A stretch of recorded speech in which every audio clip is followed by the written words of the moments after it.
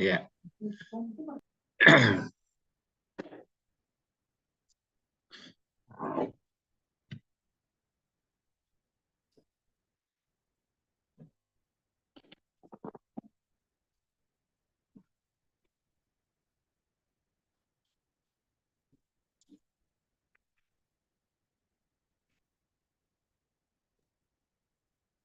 Kita menunggu Prof. Harun dulu kah?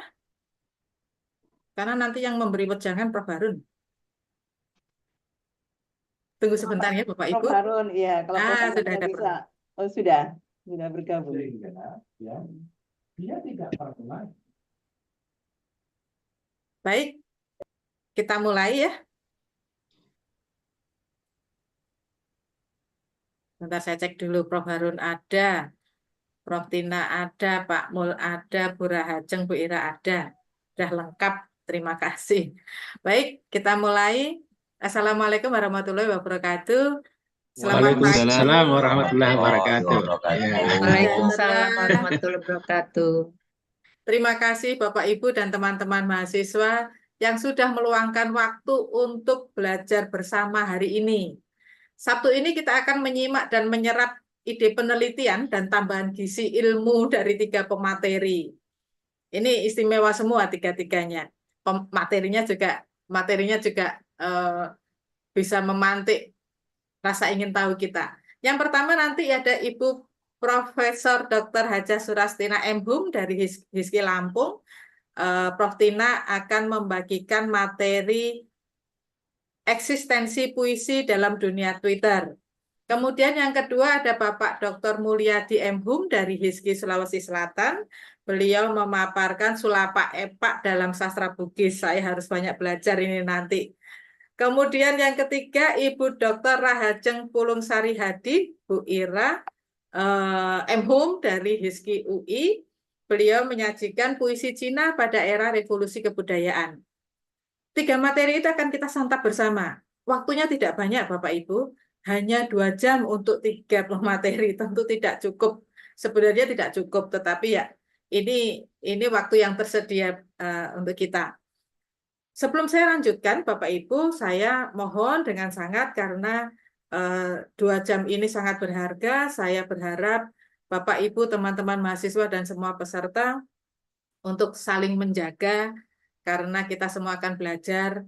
Mohon tidak coret-coret ya, karena PPT yang nanti akan dibagikan sudah dibuat dengan istimewa oleh para pemateri.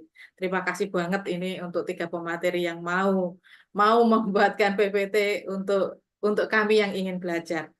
Baik, sebelumnya saya mempersilahkan Bapak Profesor Dr. Harun MPD selaku Wakil Ketua 1 Hiski Pusat untuk menyemangati kami yang sudah siap sedia di depan gawai masing-masing untuk belajar. Silahkan Prof. Harun. Baik, terima kasih. Bisa didengar? Bisa, Prof. Ya, Assalamualaikum warahmatullahi wabarakatuh. Waalaikumsalam warahmatullahi wabarakatuh. Terima kasih ya, sudah dipersilakan saya. Ibu Ketua Prof. Novi dan para Wakil Ketua, para Ketua Komisariat, serta seluruh peserta Tukar Tutur Sastra kelima yang dimuliakan Allah. Ini waktu sangat terbatas. Saya merasa berbahagia sekali Prof. Novi dan semua yang hadir di forum yang berbahagia ini karena kita ternyata berjalan terus ya, tidak pelan-pelan lagi, ini sudah mulai kencang kita berlari ya, banyak kegiatan yang sudah kita buat. Hari ini alhamdulillah 3 ketua komisariat akan menuangkan yang menjadi sesuatu yang sangat berharga dalam kehidupan sastra kita di tanah air. Prof.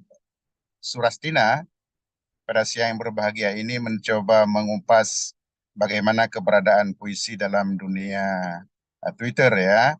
Ini dunia yang tidak bisa kita hindari pada hari ini, bahwa kita senantiasa menerima berbagai karya sastra berseliweran di udara masuk ke handphone kita. Kadang-kadang setelah kita baca hilang ya, dan berbagai berbagai fenomena lain yang kita alami hari ini, anak-anak muda kita, ya kita juga tidak bisa menghindari dari dunia cyber ini ya. Jadi sastra cyber ini sastra yang apa namanya sedang hidup pada masa kini. Selanjutnya yang tidak kalah menarik tentu saja adalah apa yang akan disampaikan oleh Pak Dr. Mulyadi ya sebagai Ketua Komisariat Sulawesi Selatan di Makassar. Ini sudah yang kedua Pak Mulyadi menjadi Ketua Komisariat dan bisa membawa HISKI Sulawesi Selatan menjadi lebih baik ya. Karena memang HISKI di sana masih satu kalau saya tidak keliru, kecuali sudah masih ada di Sulawesi Barat gitu. Nah, beliau nanti akan mempresentasikan, akan mengupas Sulapa Epa. Nah, kita tidak tahu apa itu Sulapa Epa. Tapi tampaknya itu sebagai sastra lisan yang hidup dalam sastra Bugis. Ya, sastra Bugis dikenal memiliki banyak sekali kearifan lokal dan apa namanya itu ada cerita prosa fiksi, prosa liris yang begitu panjang ya, semacam hikayat dalam sastra Aceh gitu, yang merupakan sastra terpanjang di dunia kalau saya tidak keliru. Nanti kita dengar bersama dari beliau yang lebih memahami tentang sastra Bugis. Ya, di samping sastra Bugis ya tentu saja ada sastra Makassar tentunya di sana dan sastra Mandar itu. Nah, kemudian yang ini agak asing mungkin bagi saya pribadi adalah yang akan dipersembahkan oleh Ibu Rahajeng Pulung Sari Hadi nih dari Universitas HISKI Universitas Indonesia. Ini beliau nanti akan membicarakan. Ini kita, Bapak dan Ibu, kita akan mendulang ilmu bersama dari tiga orang ini. Dari Bu Rahajeng, beliau mengupas puisi Cina pada era revolusi kebudayaan. Kalau saya tidak salah ingat, ini revolusi kebudayaan di Cina itu berlangsung kurang lebih 10 tahun ya. Sejak 1966 sampai 1976. Ada tokoh misalnya Mao Zedong dan Deng Xiaoping ya. Kita akan mendengar bagaimana perkembangan apa eksistensi mungkin ya puisi Cina dalam mengubah kebudayaan. Nah, ini nanti menjadi hal yang menarik bagi kita. Apakah di Indonesia ini ada revolusi kebudayaan seperti di Cina? Kalau di Cina ya mungkin ini komunis ya. Apakah revolusi kebudayaan di kita nanti akan ada juga yang berbeda seperti di Cina? Atau paling kurang pengaruh revolusi kebudayaan itu apakah ada dampak untuk Indonesia? Nanti sama-sama Bapak dan Ibu kita memperoleh ilmu dari Ibu Dr. Hajeng. Prof. Novi dan Bapak dan Ibu semuanya, Ya, Prof. saya merasa amat berbahagia dan insya Allah saya akan mengikuti terus nanti selepas menerima tamu dari mantenan anak kawan ini di samping rumah ya. Semoga 1 jam selesai, nanti saya akan kembali menikmati ilmu bersama kolega kita dari 3 komisariat HISKI di Indonesia. Mohon maaf, saya tidak bisa berpanjang-panjang dan hari ini tidak saya siapkan pantun Pronovi. Nanti Pronovi berpantun 3 biji gitu, mewakili tiga ketua komisariat ya.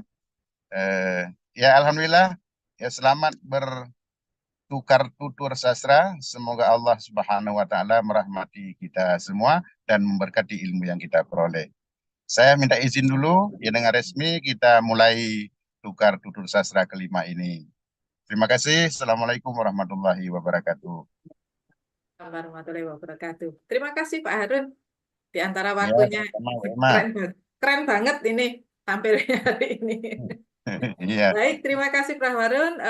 Saya tidak berpanjang kata lagi karena sudah 19 menit berlalu. Saya berikan kesempatan pada Bu Tina, Prof. Tina, kemudian Pak Mul, dan Bu Ira. Saya lupa menyebutkan bahwa acara kita ini tukar tutur sastra yang kelima. Yang minggu lalu sekolah sastra, sekarang tukar tutur sastra. Pokoknya setiap Sabtu kita belajar bersama. Baik, Prof. Tina sudah siapkah untuk PPT dijalankan sendiri, ya Prof?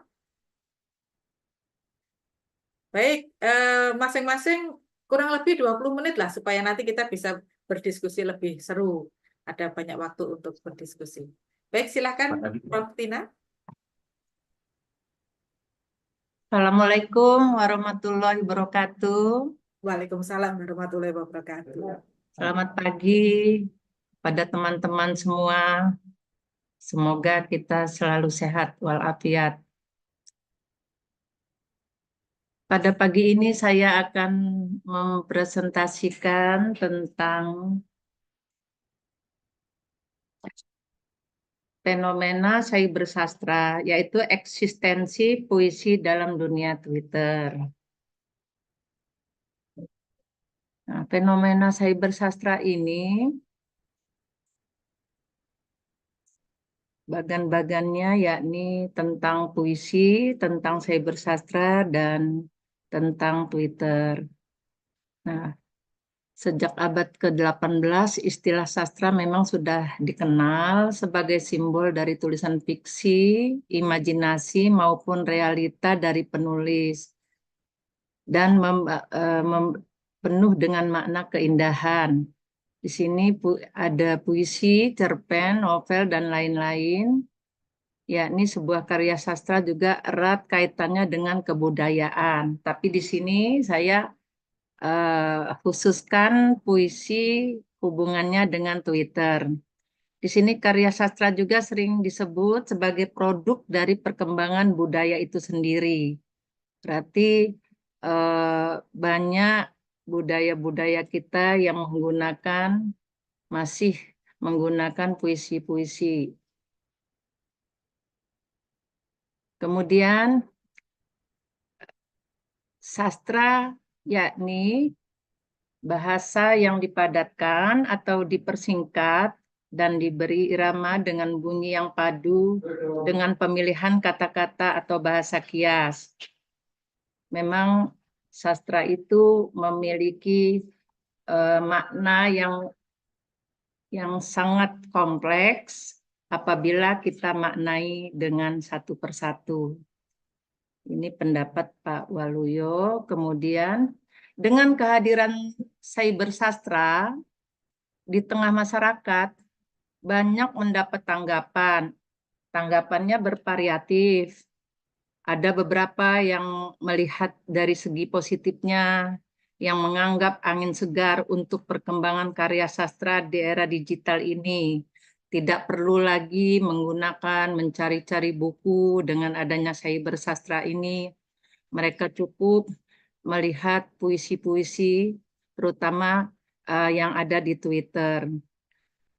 Dan di sini juga ada yang menganggap negatif dengan adanya cybersastra ini. Alasannya bahwa dengan adanya cybersastra ini menurunkan kualitas karya sastra karena banyak yang memproduksinya itu bukan orang yang memang ahli bahasa, tapi dia bisa membuat puisi itu. Nah, kemudian di sini juga ada di dalam Twitter itu memungkinkan penggunanya berkirim pesan di dalam Twitter sehingga di dalam Twitter itu terdapat trending topics. Nah, topik-topik yang terbaru itu yang diminati oleh orang-orang, terutama pengguna Twitter.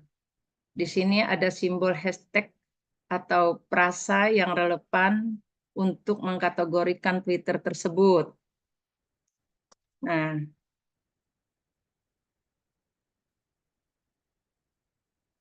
ini ada diagram tabel pengguna Twitter dari tahun 2010 sampai 2012, ternyata ada peningkatan yang begitu tajam, bahwa banyak masyarakat kita yang banyak menggunakan di Twitter puisi yang mengambil atau membaca dari Twitter tersebut. Nah, pada tahun 2010 itu ada 40 juta pengguna. Tahun berikutnya 85 juta. Tahun 2012 ada 151 juta. Tahun 2013 ada 218 juta. Dan seterusnya, sehingga di sini saya mengambil terakhir Desember 2022 ada 401 juta pengguna Twitter, terutama pengguna dalam puisi. Kemudian data yang diambil dari Twitter berdasarkan beberapa hashtag, di situ ada pencarian Twitter, di antaranya ada puisi-puisi tadi yang sedang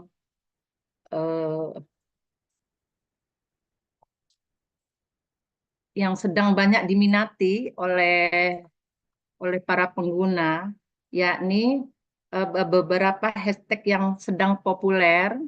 Di situ ada pencariannya di Twitter yang diantaranya ada puisi pelangi dan seterusnya, dan ada kata-kata bijak juga. Nah, ini contohnya ada Twitter, yakni Twitter tentang puisi singkat, yakni puisi singkat yang terdiri dari 33 karakter. Puisi tersebut berisi tentang kisah percintaan muda-mudi yang mana terdapat kebahagiaan dan kesedihan secara bersamaan dalam satu rasa cinta. Nah, itu biasanya yang diminati masyarakat, itu biasanya hal-hal yang ada tentang kisah-kisah percintaan. Nah, pada dasar satu tersebut ada 231 penayangan yang sudah dibuka oleh masyarakat pengguna Twitter tersebut. Nah, di situ ada 231 akun Twitter yang sudah melihat puisi ini. Kemudian pada data berikutnya, nah ini ada data tentang ketidaksanggupan melupakan bayangan orang yang dia kagumi dan yang ia cintai walaupun sudah terhalang jarak yang jauh. Nah, itu di situ juga banyak sekali yang menunjukkan rasa simpatinya pada puisi ini, dikarenakan ya memang sudah budaya kita ya, kalau yang namanya puisi itu biasanya yang disenang itu banyak yang isinya tentang percintaan. Nah, di sini data 2 ini menunjukkan ada 5.074 penayangan. Menunjukkan bahwa eksistensi puisi pada dunia digital ini, terlebih pada sosial media Twitter, sangat tinggi. Ini contoh data yang kedua. Kemudian data yang berikutnya yaitu tentang puisi terkini di sini. Data 3 ini membutuhkan gambar di bawah puisi singkat untuk menambah kesan. Menambah kesan bahwa tulisan dalam puisi itu layak untuk dibacakan oleh penyair seperti Djoko Pinurbo pada gambar tersebut. Nah, unggahan puisi tersebut juga banyak sekali diminati oleh para pengguna Twitter, khususnya masyarakat pengguna Twitter yang hobi tentang puisi. Nah, di sini dalam kurun waktu kurang lebih 1 pekan ini. Kemudian data berikutnya, data yang keempat di sini tentang puisi tentang pemuda bicara. Nah, pemuda bicara ini ada 1.624 penayangan, 28 karakter yang berisikan tentang kekaguman seseorang dengan perempuan yang cantik yang digambarkan bagaikan bulan purnama. sungguh memesona. Ini salah ketik ini. Jadi kalau zaman dahulu itu sering menggunakan bahasa-bahasa kias sebagai bahasa-bahasa sindiran yang mengatakan kecantikan seorang wanita diibaratkan bulan purnama. Nah, puisi tersebut diunggah pada tanggal 23 Oktober 2023. Dan 1 minggu kemudian ternyata sudah dilihat ada 1.624 pengguna Twitter. Tema bebas yang dijanjikan dalam penggalan puisi cyber sastra ini membuat karya puisi semakin variasi yang dapat dinikmati oleh para pembaca. Data berikutnya ini ada tentang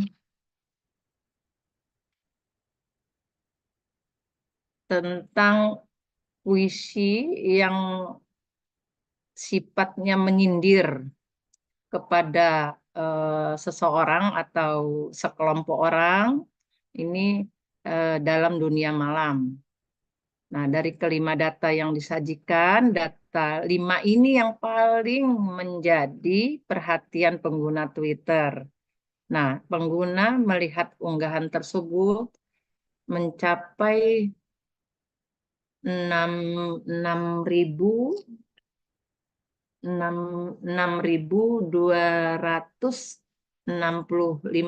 penayangan. Nah, inilah data-data dari puisi-puisi yang ada di Twitter yang sedang diminati oleh para pengguna Twitter ini, sehingga semakin tahun semakin bertambah penggemar Twitter tersebut. Nah, kemudian dengan demikian kesimpulannya eksistensi puisi dalam dunia Twitter ini sangat tinggi sekali melihat euforia para pengguna Twitter yang selalu naik dari tahun ke tahun, tidak pernah turun bahkan bertambah. Nah, beberapa sampel dari unggahan pengguna Twitter juga menjadi bukti bahwa eksistensi puisi di dunia digital semakin berkembang luas. Tentu hal ini akan menjadi perdebatan mengenai apakah fenomena ini sesuatu yang bersifat positif atau negatif untuk dunia sastra pada saat ini di mata masyarakat. Karena ada yang mengatakan banyak positifnya, ada juga yang mengatakan ada beberapa negatifnya. Itulah kesimpulan dari presentasi saya hari ini. Semoga bermanfaat bagi kita semua. Saya cukupkan. Wassalamualaikum warahmatullahi wabarakatuh. Waalaikumsalam warahmatullahi wabarakatuh. Terima kasih Prof. Tina. Twitter ini ya dunia digital memang dunia kita. Mau nggak mau kita yang memang harus masuk ke sana kalau tidak ingin ditinggal. Tetapi apakah bentuk-bentuk puisi yang seperti ini kemudian bisa menjadi sumber penelitian, dan kalau bisa menjadi sumber penelitian itu bagaimana langkah-langkahnya? Ini langkah sederhananya seperti apa? Nanti Prof. Tina bisa berbagi kepada kami nanti dalam diskusi. Baik, terima kasih Prof. Tina.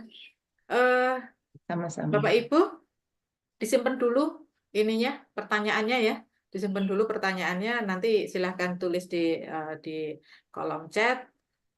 Nanti jangan khawatir, materinya nanti akan dibagikan oleh teman-teman panitia. Kemudian yang kedua, jangan khawatir juga nanti tautan apa namanya presensi juga akan dibagikan oleh teman-teman panitia. Tetapi kita ikuti dulu materi-materi ini, tiga-tiganya diikuti dulu, baru nanti akan ada tautan presensi untuk Bapak Ibu peserta. Baik, terima kasih Prof. Tina. Saya ke pemateri kedua.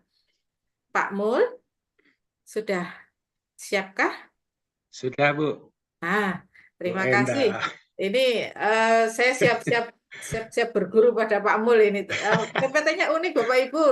Silakan nanti disimak karena ada pengantin yang bersaut-sautan. Ini saya bocorannya dulu ya. Ada pengantin bersaut-sautan. Kalau itu nanti dilakukan pasti akan lebih menarik. Silakan Pak Mul. Iya. Ini saya share anunya Bu ya. Baik, ya.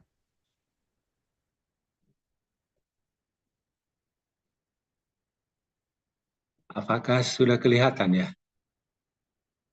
Masih proses Pak Mul. Oh ya.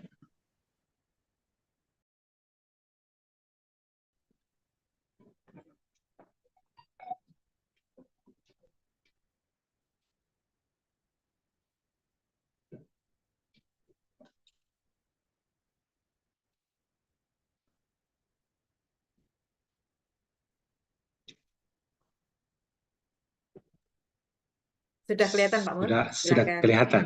Oh Ya. ya. Oke. Sebelum dimulai, Assalamualaikum warahmatullahi wabarakatuh. Waalaikumsalam warahmatullahi wabarakatuh. Ya, terima kasih kepada Prof. Ketum yang telah memberi kesempatan kepada saya untuk bercerita sedikit tentang sastra Bugis. Jadi di sini hanya sedikit saja. Kemudian terkhusus kepada Ibu Endah Himawati. Saya lihat setiap tampil beliau, alhamdulillah semangatnya ya full.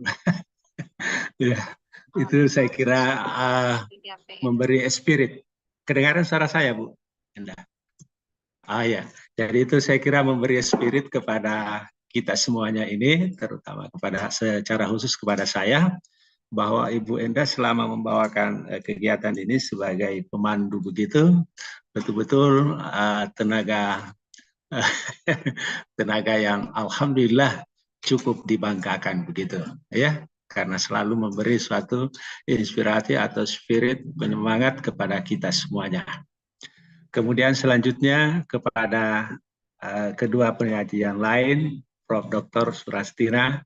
Assalamualaikum Prof. Ya, sampai jumpa lagi di Palembang nanti, mudah-mudahan bisa. Ya. Waalaikumsalam. Iya, masih ingat yang lalu. Kemudian kepada Bapak yang satu, saya juga ucapkan selamat berjumpa ya pada kegiatan ini. Baiklah, saya akan memaparkan sedikit mengenai kami punya PPT, yaitu yang pertama sastra Bugis. Kemudian selanjutnya di sini kita akan lihat mengenai konsep Sulapa-apa dalam sastra Bugis. Nah, di sini Sulapa-apa boleh diartikan juga segi empat belah ketupat. Ya, jadi kalau kita melihat ketupat itu, ya seperti itulah modelnya, ada segi empat begitu. Kemudian Sulapa-apa ini dimaknai oleh beberapa tokoh dari masyarakat Bugis Makassar, seperti yang disampaikan juga oleh Prof. Matulada, bahwa Sulapa-apa ini menyimbolkan ya ada tiga hal, yaitu kepala, ya yang di atas kalau kita lihat yang ini, yaitu kepala, kemudian tangan kiri kanan, lalu yang di bawah adalah kaki. Ya, itu dapat dimaknai seperti itu. Salah satu penafsiran seperti itu yang disampaikan oleh Prof. Matulada, bahwa Sulapa-apa itu seperti itu. Jadi segi empat tubuh manusia, mulai dari kepala, tangan, kemudian kaki. Nah, kemudian selanjutnya kita mengetahui pula bahwa pada kepala manusia di sini merupakan pusat segala-galanya, dalam artian di situ banyak hal yang terdapat di kepala kita. Kalau kita ingin melihat misalnya begitu, ya ada mata, ya ada telinga, ada hidung, ada mulut misalnya. Jadi betul-betul dia merupakan sentral untuk segala aktivitas kita untuk mengkomunikasikan. Ya, mengkomunikasikan baik ketika kita mendengarkan, menyimak, ataupun berbicara, semuanya ternyata terkonsentrasi pada kepala. Ini yang paling di atas. Kemudian selanjutnya ada di sini yang tertulis yaitu sakda. Sakda dalam bahasa Indonesia ya ini sakda atau bunyi-bunyi.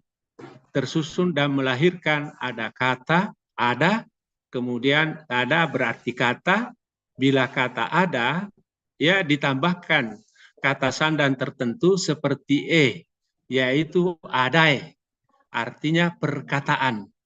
Adai perkataan. Dalam bahasa Bugis terdapat ungkapan adai miriputongan. Ya ini mungkin juga ada di tempat lain bahwa adai miriputongan. Maksudnya bahwa kalau manusia itu hanya kata-katanya yang dapat dipegang. Ya kalau binatang ya ada talinya yang bisa kita pegang. Tetapi kalau manusia hanya kata-katanya yang dapat dipegang. Jadi kalau kata-kata seorang manusia tidak dapat dipegang, tidak dapat maksudnya dipercayai begitu, maka kira-kira seperti apa? Ini saya kira kita pada tahu semua apa maksudnya kira-kira kalau seperti itu. Kemudian selanjutnya, Sulapa terkait pula dengan orang Bugis Makassar, yaitu kalau kita lihat untuk rumah Bugis Makassar bisa diartikan juga seperti itu, jadi banyak sekali pemahamannya ini, yaitu bisa menjadi cepok bola. Cepok bola artinya kalau kita gambarkan ada rumah yang paling di atas itu timpak laja istilahnya, atau apa namanya itu Bu Enda kalau dalam bahasa Jawa misalnya itu yang paling tinggi di rumah kita. Iya. Nah di sini biasa diartikan bahwa tempat yang tertinggi itu Lauhul Mahfuz. Ya, tempat yang paling suci di situ itu yang paling di atas lagi. Kemudian di bawahnya itu ada rakean. Rakean ini kalau dalam difungsikan, dimanfaatkan oleh orang Bugis, yaitu tempat untuk menyimpan hasil perkebunan atau hasil persawahan, yaitu gabah, ya disimpan di situ. Jadi sebelum ketika padi sudah diambil, ya dimasukkan di dalam karung. Ya kalau dulu memang tidak dimasukkan di dalam karung, memang ada tempatnya khusus begitu. Diikat saja, kemudian disimpan di atas. Ya, di sini dia dikatakan rakean, artinya tempat yang di mana tempatnya Dewi Sangyasri, artinya Dewi Padi itu, dalam artian begini, bahwa makanan itu ditempatkan di atas karena dia memiliki penghormatan bagi orang Bugis itu sangat dalam, karena dari padi itulah atau dari beras itulah kita misalnya bisa tumbuh seperti ini, sehingga itu mendapatkan suatu penghormatan. Jadi disimpan di rakean, ya, dibawa cepok bola. Ya, kemudian yang ketiga yaitu alebola. Alebola dalam artian yaitu ditempati untuk tidur. Disitulah tidur untuk untuk keluarga, dari setiap keluarga di situ dia tidur. Ya, kemudian awasao. Awasao ini tempatnya peralatan untuk pertanian. Iya. Ada cangkul, ada pokoknya segala sesuatu yang terkait dengan perkebunan ataupun pertanian disimpan di bawah. Jadi ini yang kita lihat bahwa yang kita kenal selama ini ada 3 itu rakean, yaitu di atasnya di atas dari tempat tidur, kemudian alebola tempatnya kita tidur beristirahat, kemudian awasau tempatnya peralatan semuanya.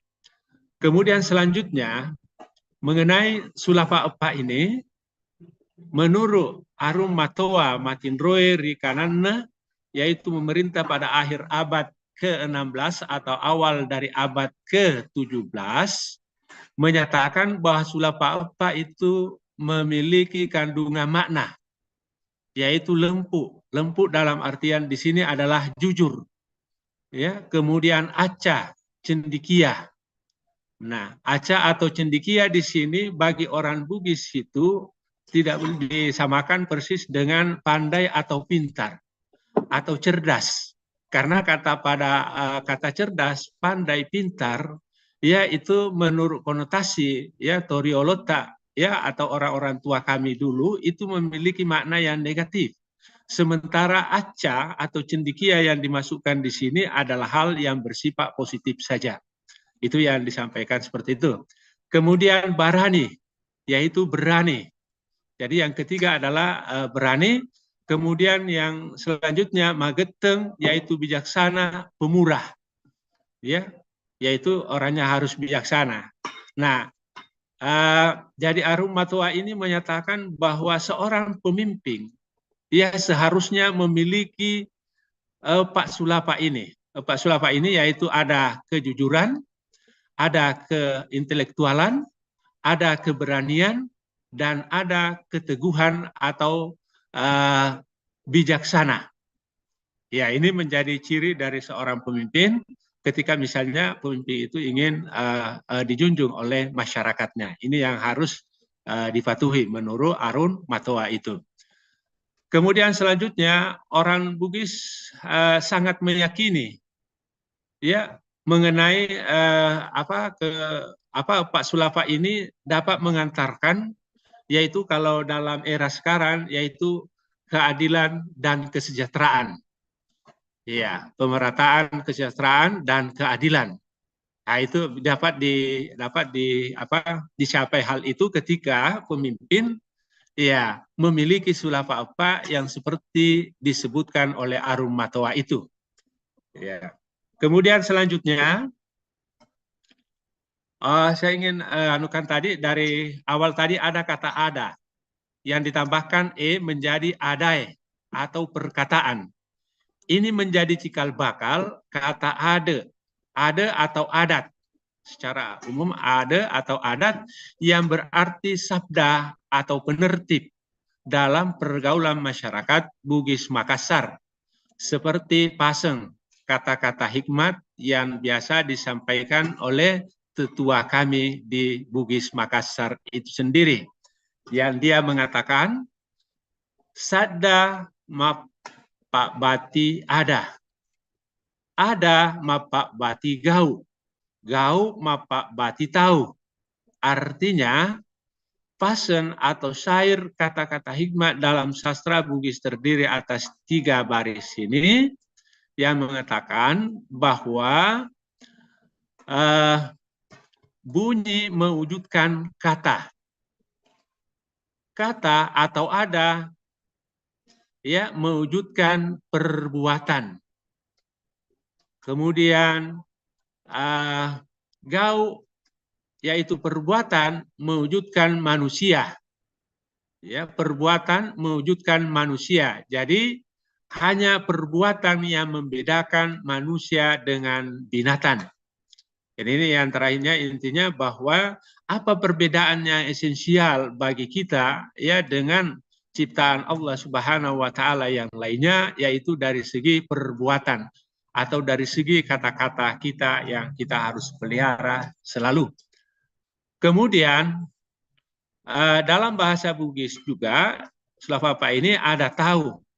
Ya, tahu yaitu orang. Dalam Bugis ada beberapa macam antara lain. Jadi tahu atau orang ini atau manusia dalam persepsi masyarakat Bugis itu, dia melihatnya ada tahu lempu, yaitu manusia jujur. Ada tahu aca, manusia cendekia, kemudian tahu geteng, ini yang saya katakan tadi. Kemudian yang terakhir ini yang saya ingin sampaikan, yaitu dan nami natau. Iya, ini yang terakhir ini bahwa ada juga jadi banyak jenis-jenis manusia menurut ini, dan beberapa teman yang sudah meneliti menemukan beberapa, tetapi di sini hanya saya tampilkan beberapa saja. Jadi ada yang menyatakan begini, ada orang ya dikatakan orang atau ada manusia dikatakan manusia hanya karena ia dapat berkata. Ya, saya kira ini maknanya sangat dalam ketika kita ingin menelusuri ya secara hikmat di dalam karya sastra Bugis itu sendiri. Kemudian selanjutnya, ini saya ingin sampaikan sedikit secara sekilas mengenai apa yang kami sudah sampaikan sebelumnya, yaitu tahu lempu. Di sini juga dikatakan manusia jujur atau ikhlas adalah manusia yang sangat dikehendaki dalam kehidupan manusia. Menurut Tociun, ini salah satu tokoh di dalam Lontra itu, dia mengatakan bahwa manusia lempu atau jujur, yaitu memaafkan orang yang berbuat salah kepadanya. Jadi ini Tolempu ini memaafkan orang yang berbuat salah kepadanya, kemudian dipercaya lalu tak curan. Ya, dipercaya lalu tak curan, artinya dapat disandari tak berdusta. Ya, tak menyerakahi yang bukan haknya, tak memandang kebaikan atau hanya buat dirinya. Jadi di sini dia ingin mengatakan bahwa kemanfaatan itu dikatakan bermanfaat manakala itu dapat dinikmati oleh kita bersama. Jangan kemanfaatan itu jadi pandangannya dia bahwa yang bermanfaat itu kalau hanya dapat dinikmati oleh person atau pribadi, bahwa itu belum dikatakan tolempu atau belum dikatakan oleh orang ikhlas atau belum dikatakan bahwa itu bermanfaat. Jadi selalu melihat konteks sosialnya juga. Kemudian selanjutnya Kajau Lalidon mengumpamakan bahwa lempu itu jangan mengambil tanaman yang bukan tanamanmu. Jangan mengambil barang-barang yang bukan barang-barangmu. Bukan juga pusakamu. Jangan mengeluarkan kerbau, ya ini, jangan mengeluarkan kerbau dari kandangnya yang bukan kerbaumu. Ini saya ambil dari dalam apa yang dikutip oleh Prof. Rahman Rahim, yang diambil dari petua dari Kajau Lalido, salah satu juga pemuka masyarakat atau orang kepercayaan dari Arung yang ada di Bone itu sendiri. Ya, ini yang kita lihat. Jadi dulu memang ada seperti ini yang saya ingin sampaikan sedikit, bahwa dulu banyak pencuri kerbau.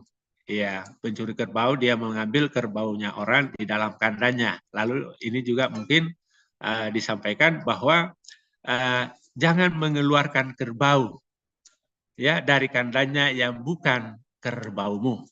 Kemudian selanjutnya toaca bersinonim dengan ini tadi, manusia pintar pandai, namun kata pandai dapat bermakna positif dan negatif, padahal menurut toaca dalam lontara hanya dimaknai sebagai hal yang bersifat positif, yaitu di dalamnya ada kebijakan, ada kearifan, dan karena itu lebih cocok ya, yaitu untuk kata cendekia atau intelek. Itu yang dikatakan oleh para pakar yang dari Sulawesi Selatan itu sendiri. Kemudian selanjutnya Tau Geteng, yaitu manusia teguh, berarti tepat asas atau setia pada keyakinan atau kuat memegang tangguh dalam pendirian, erat memegang sesuatu. Jadi orang-orang Bugis yang seperti ini, dia akan mengorbankan harta bahkan nyawanya sekalipun untuk tetap mempertahankan apa yang disebut manusia geteng. Iya, itu ya prinsipnya itu. Kemudian selanjutnya Tocium lagi menyatakan begini, bahwa keteguhan tak mengingkari janji, tak mengkhianati kesepakatan, tak membatalkan keputusan, tak mengubah kesepakatan. Kemudian D, jika berbicara dan berbuat tak berhenti sebelum rampung.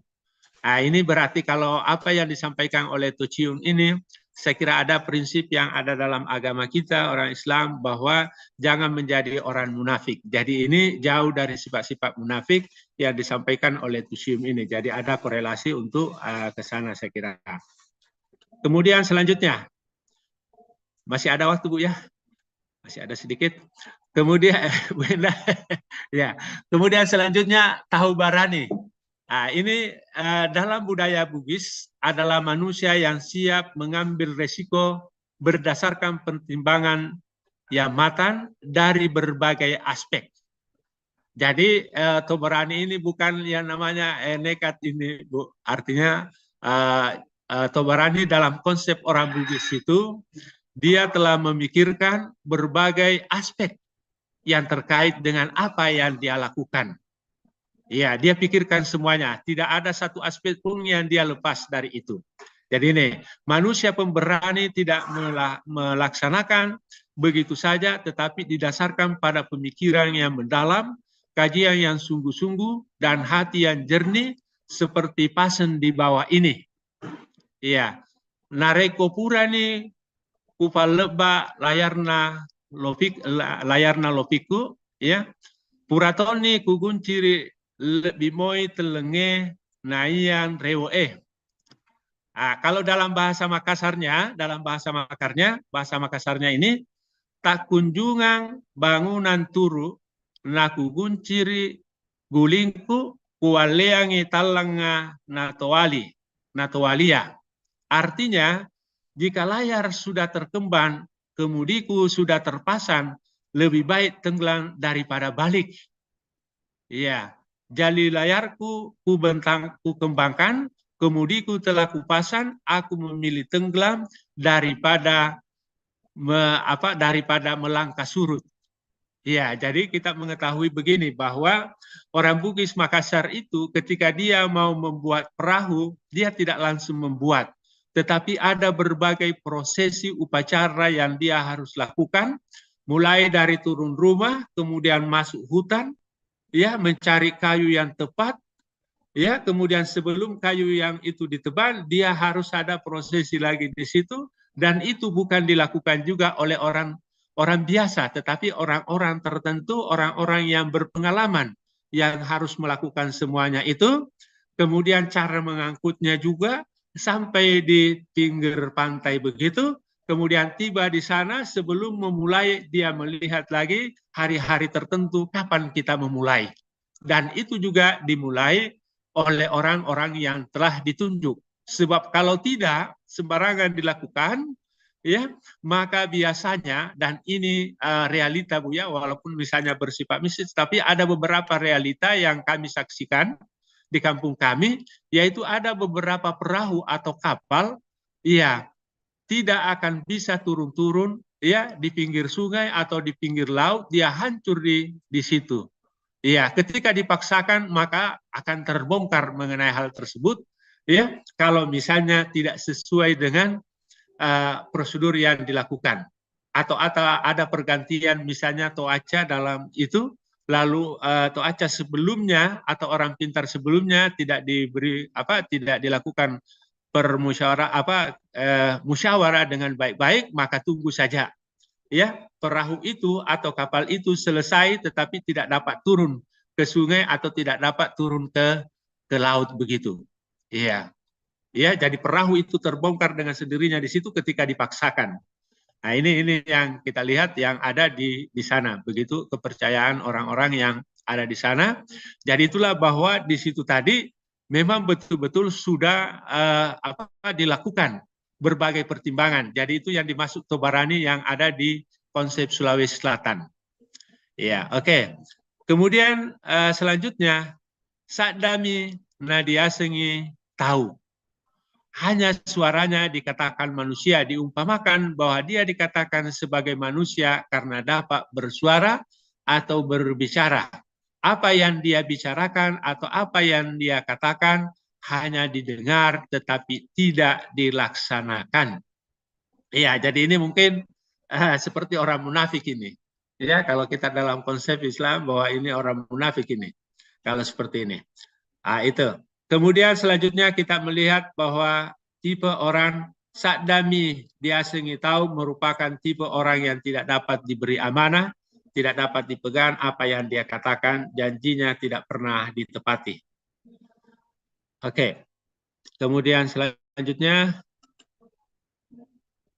ini cerita singkat dalam Lontera. Ya mungkin saya langkahi saja karena masih ada beberapa. Tapi ada yang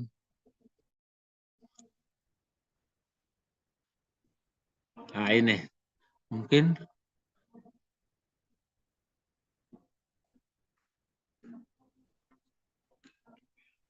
ya.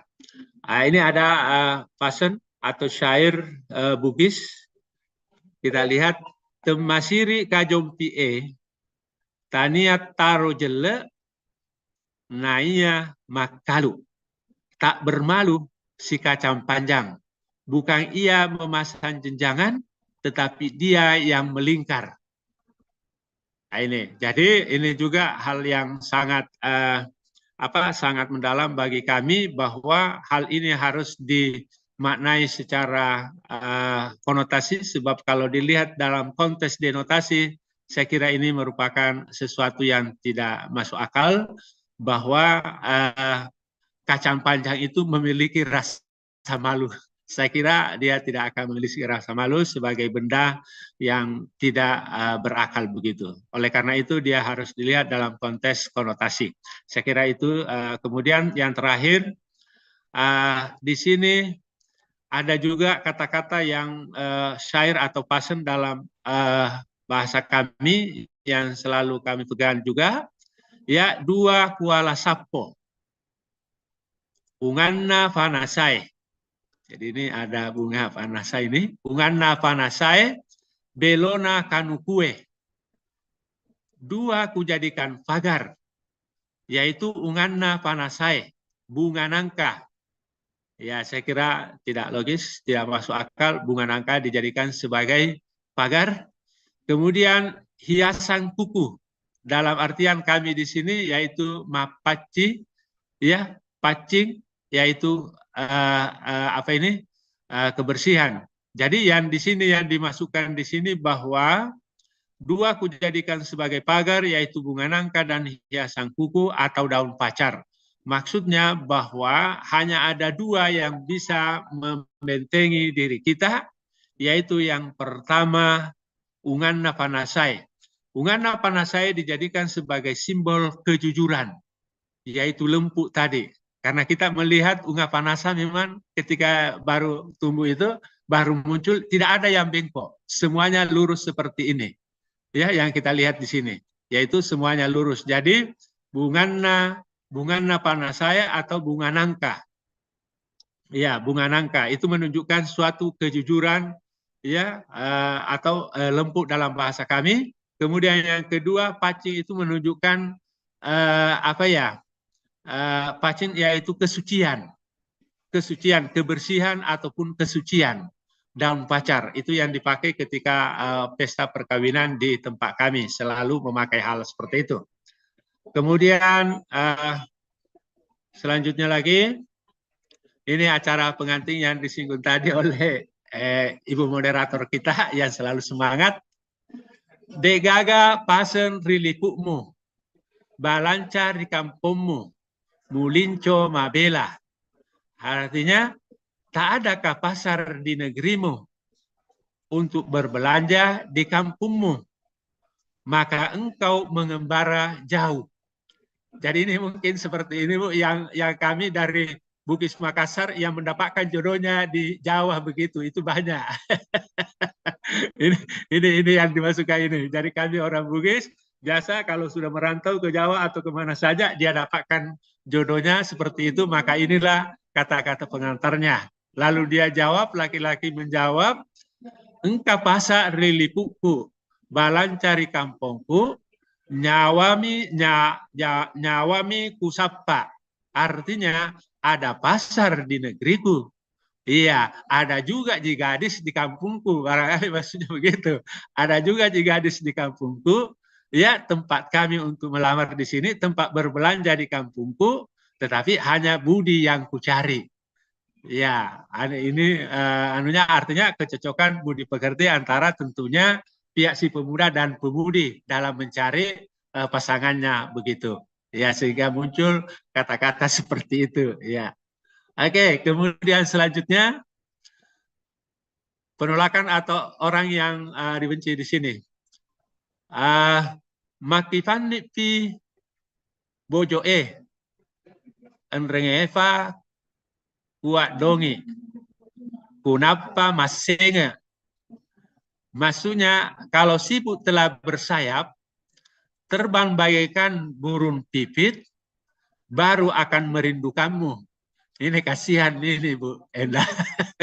Ya, kasihan ini. Artinya orang yang dibenci atau orang yang ditolak begitu, ya cintanya, dia mengatakan seperti itu, bahwa kalau siput telah bersayap, terbang bagai burung pipit, baru akan merindukanmu. Iya, jadi kita mengatakan kasihan ini kalau terjadi seperti itu.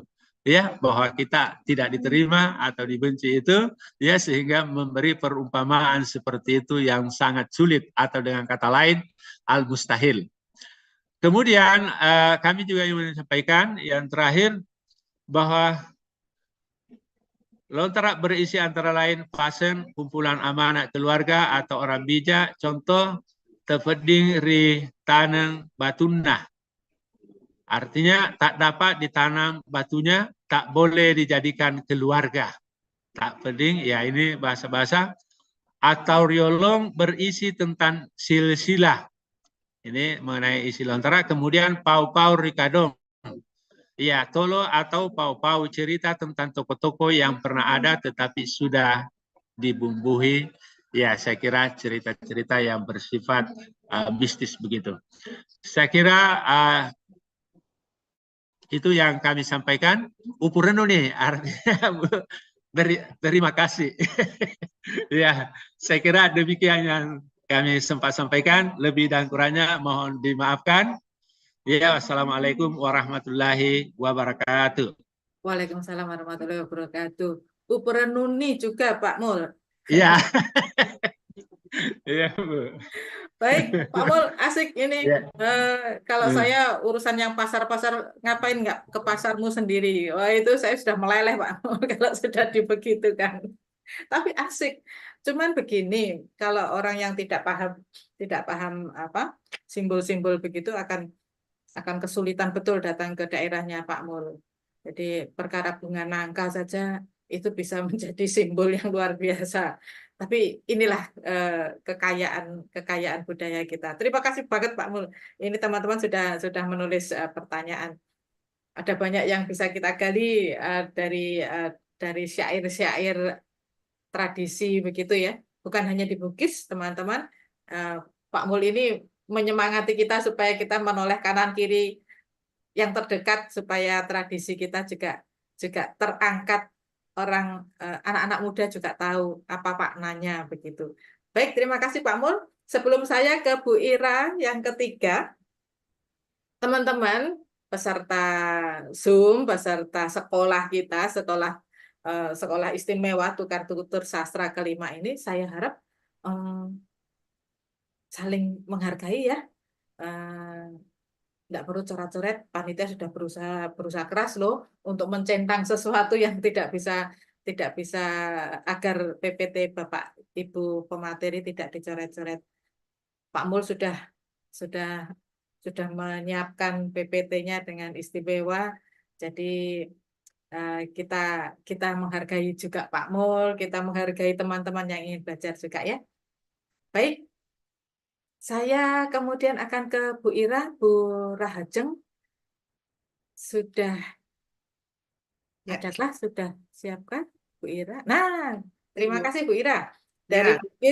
Dari Bugis kita dilempar jauh ke puisi Cina. Ini siap membalik peristiwa. Silakan Bu Ira. Penuh Baik. 20-30 menit silakan Bu Ira. Terima kasih Bu. Ya, saya coba share screen dulu.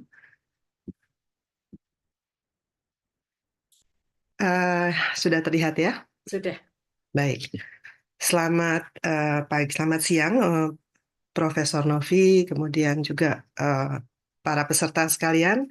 Terima kasih untuk kesempatan hari ini. Saya Rahajeng Pulungsari dari Universitas Indonesia. Mungkin agak berbeda karena kami di UI memang memiliki berbagai prodi, ya, program studi, termasuk ada Eropa, jadi ada juga Jerman, Prancis, Belanda, Inggris, ya, dan saya dari gugus Asia Timur. Di sini ada Cina, Jepang, Korea. Jadi mungkin kami dari UI akan lebih banyak sharing tentang sastra asing, bukan karena kami lebih mencintai sastra asing, tetapi justru ini bisa menjadi suatu pembanding dan juga pembelajaran tentang apa yang terjadi di dunia lain. Kemudian mungkin kita bisa lihat juga dengan puisi di Indonesia seperti apa. Baik, yang akan saya sampaikan pada hari ini adalah puisi Cina pada era revolusi kebudayaan, berlangsung tahun 66 sampai 1976.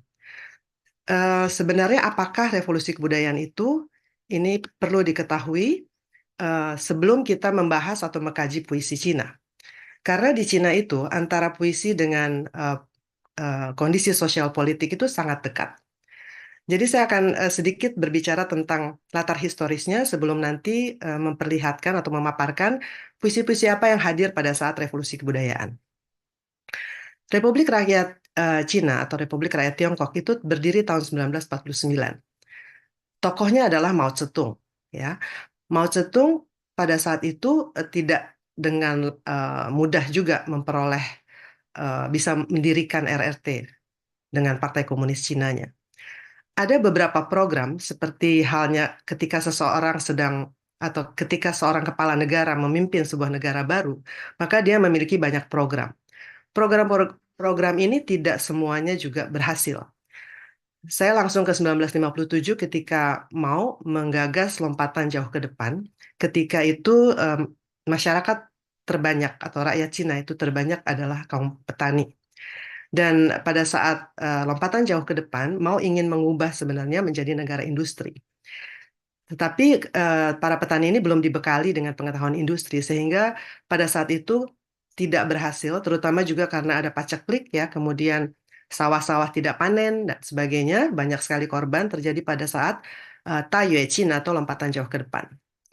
Mao akhirnya menggagas lagi, ada peristiwa lagi yang akhirnya membuat Mao menganggap bahwa seluruh rakyat Cina ini harus semacam dibuat dengan ideologi baru, ya, harus dimuati dengan ideologi baru, yaitu ideologi sosialisme berciri khas Cina.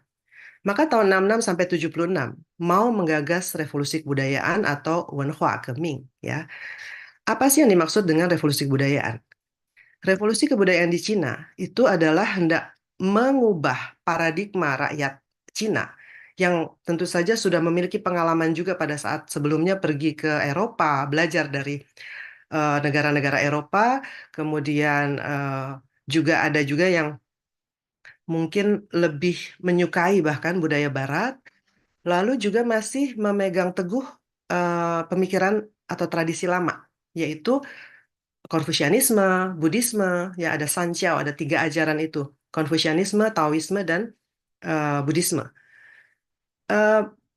Mau beranggapan bahwa semua itu akan bisa menghambat ketika sebuah ideologi baru akan dimasukkan ke dalam pemikiran rakyatnya. Oleh karena itu, semua harus dihancurkan. Semua yang berkaitan dengan tradisi lama, kebiasaan lama, budaya lama, pemikiran lama, semua harus dihancurkan sebelum nanti memasukkan lagi ideologi baru, yaitu sosialisme berciri khas Cina yang berisi pemikiran Mao. Jadi ini dibuat secara massal. Bagaimana caranya? Caranya adalah Mao mengajak para siswa SMA, ya, SMP, SMA, untuk menjadi pengawal merah atau Hong Wei Ping. Mereka diberi seragam, mereka diberi kekuasaan, ya bisa dibayangkan masih sangat remaja sudah diberi kekuasaan untuk menghancurkan tradisi lama, termasuk mereka boleh menghancurkan kelenteng, mereka boleh mengeluarkan patung-patung lalu membuangnya seperti itu. Ini adalah cara Mao supaya semua itu digantikan dengan pemikiran Mao. Ya, jadi saat itu betul-betul cukup chaos keadaannya di Cina, dan Mao memiliki buku merah, di mana di dalamnya buku kecil merah ini yang tadi saya sampaikan, yang kelihatan di depan ya. Jadi di sini ini buku merah ini di dalamnya adalah ideologi Mao, isinya pemikiran-pemikiran Mao. Apa yang harus dilakukan? Semua rakyat, semua pengawal merah harus membaca buku merah itu, menghafalkan, dan kemudian menghayati serta menjalankan apa yang ada di dalam buku merah itu. Jadi ini semacam cuci otak ya, semacam brainstorming. Semua harus melupakan hal-hal yang berkaitan dengan fantasi, hal-hal yang berkaitan dengan konsumerisme ya, kapitalisme gitu ya. Semua harus membersihkan diri dan memasukkan pikirannya dengan sosialisme berciri khas Cina. Ini adalah gambar atau kita bisa melihat bahwa pengawal merah adalah alat yang dipakai Mao untuk menyebarkan ideologi.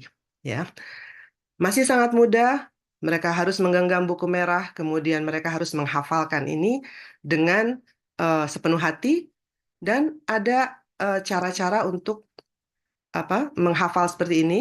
Dan apabila mereka dalam tindakannya atau sekali saja mereka mungkin mengungkapkan partai itu buruk, itu mereka harus masuk ke dalam satu camp yang bernama mereka harus melakukan 自我批评 atau kritik diri. Mereka harus mengkritik diri sendiri bahwa apa yang mereka lakukan itu bertentangan dengan partai. Oleh karena itu mereka harus mengalami atau menjalani sebuah pelatihan supaya lebih kuat lagi dengan ideologi ini. Jadi luar biasa cara memasukkan ideologi ini. Kita bisa melihat semua membaca buku merah, menghafalkan, dan inilah suasananya. Dan ini bukan merupakan satu hal yang ditentang, ya. Mereka sangat patuh, bahkan memuja-muja Mao, ya, pada saat itu. Mao berhasil, boleh dikatakan terjadi kultus individu, dibuat poster-poster besar seperti Tatsipao ini, ya, yang di dalamnya kalau kita lihat tulisannya ini semuanya adalah mengenai bahwa proletar itu hidup proletar seperti itu. Kemudian bahwa mereka para tentara ini harus belajar di sekolah pemikiran Mao yang besar, ya.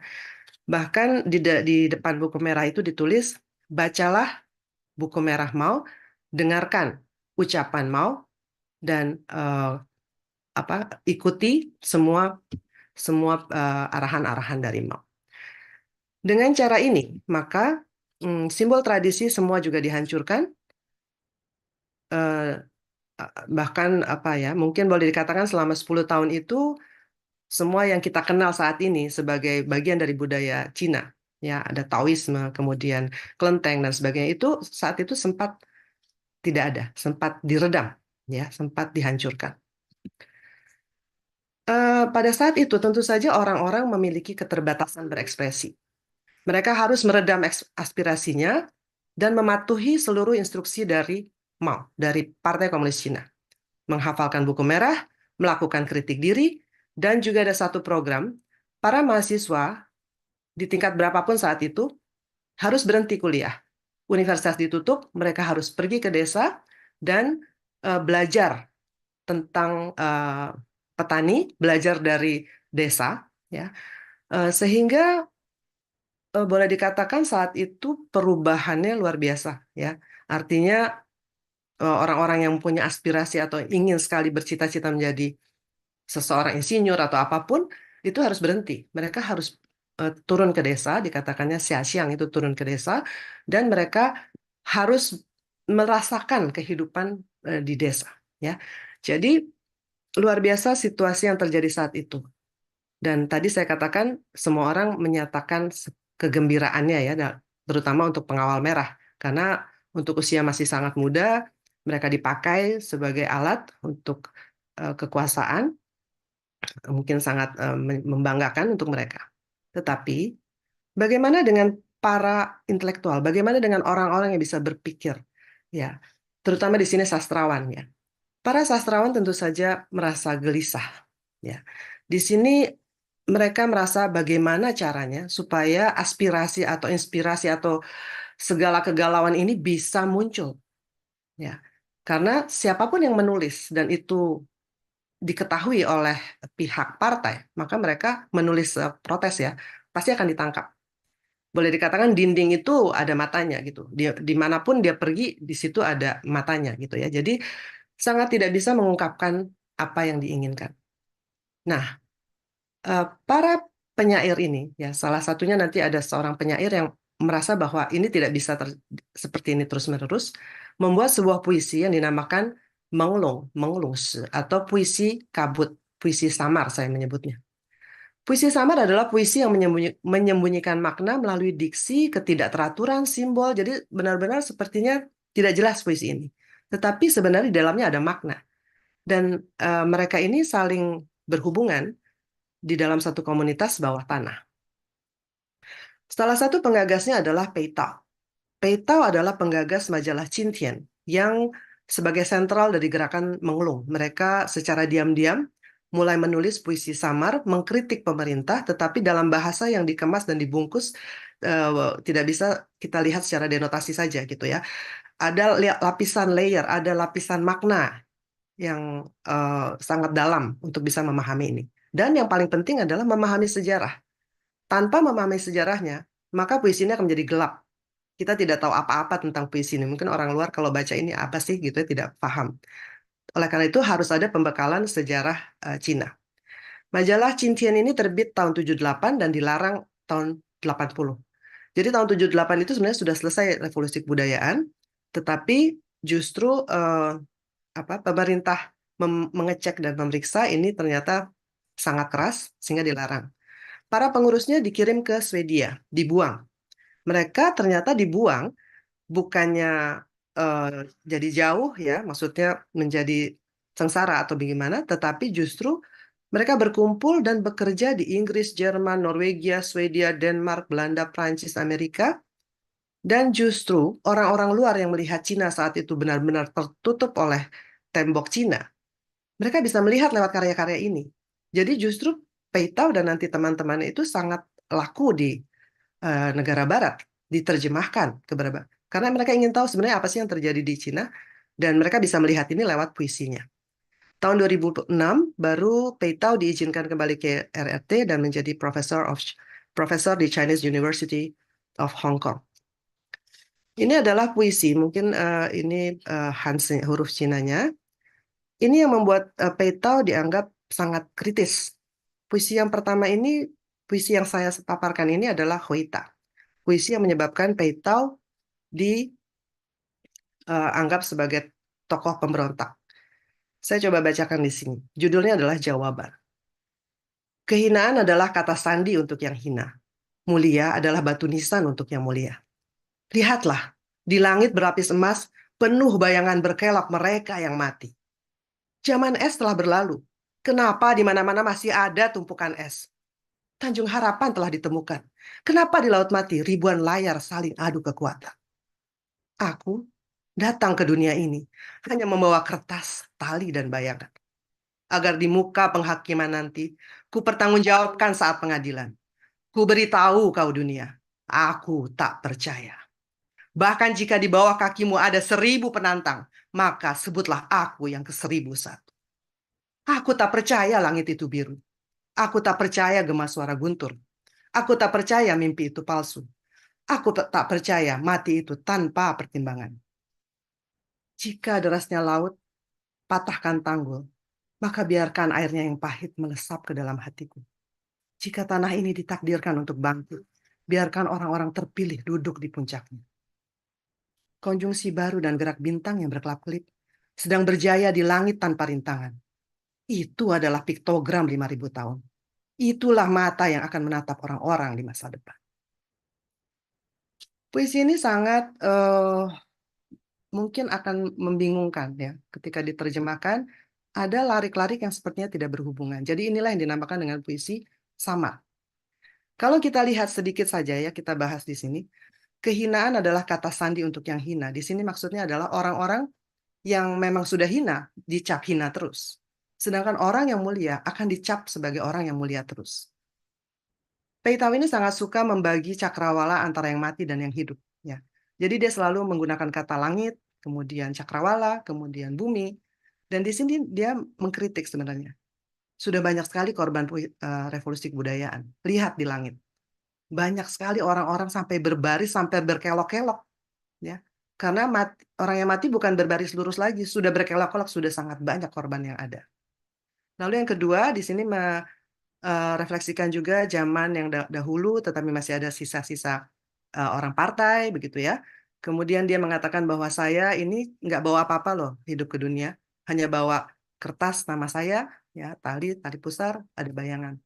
Nanti toh kalau sudah mati, apa sih yang saya bawa? Hanya ini bukan? Gitu. Kemudian yang paling kuat di sini, yang dianggap menentang oleh Partai Komunis Cina adalah ketika dia dengan terang mengatakan dia tidak percaya, bahkan langit itu biru itu sudah pasti langit itu biru, tapi dia tidak percaya. Jadi betapa tidak percayanya dengan apa yang ada di sekitarnya. Dia tahu bahwa petir itu bersuara, tapi dia tidak percaya. Ya. Jadi dia katakan, kalau di bawah kakimu ada 1.000 penantang, hitung saya yang 1.001. Dan ini adalah kalau dikaji itu akan sangat panjang, mungkin waktunya tidak cukup. Tapi dia juga memberikan harapan di akhirnya dia katakan, mudah-mudahan tanah ini nanti akan orang yang duduk di pimpinan itu orang-orang yang tepat. Lalu di akhirnya yang mungkin agak berbelok sama sekali, dia hanya mengingatkan bahwa Cina ini negara yang sudah sangat lama loh. Negeri ini sudah punya piktogram 5.000 tahun. Orang-orang pasti akan menatap apapun yang terjadi. Si piktogram itu akan jadi saksi apapun yang terjadi di Cina. Oke, supaya lebih cepat lagi, ini satu puisi Peitao. Saya akan berikan juga puisi berikutnya. Semoga yang pertama tadi bisa dipahami. Tokoh yang berikutnya adalah Ku Cheng. Saya pilih puisi yang pendek dan membuat Ku Cheng ini sangat terkenal. Ku Cheng ini membuat satu puisi pendek yang bisa menceritakan apa yang terjadi dalam revolusi kebudayaan. Judulnya adalah Itaizhen. Ya. 黑夜给了我黑色的眼睛，我却用它寻找光明. Hanya seperti pendek sekali, tapi apa ini artinya? Artinya adalah, judulnya adalah satu generasi. Tentu saja ini mengacu pada generasi muda di revolusi kebudayaan. Dia katakan malam kelam memberiku mata yang kelam. Tapi aku justru memakainya untuk mencari terang. Kalau kita di malam hari, ketika kita masuk pada suatu ruangan yang gelap, pasti sangat gelap. Tapi lama-kelamaan mungkin akan mulai berbayang ya kelihatan benda-benda ini.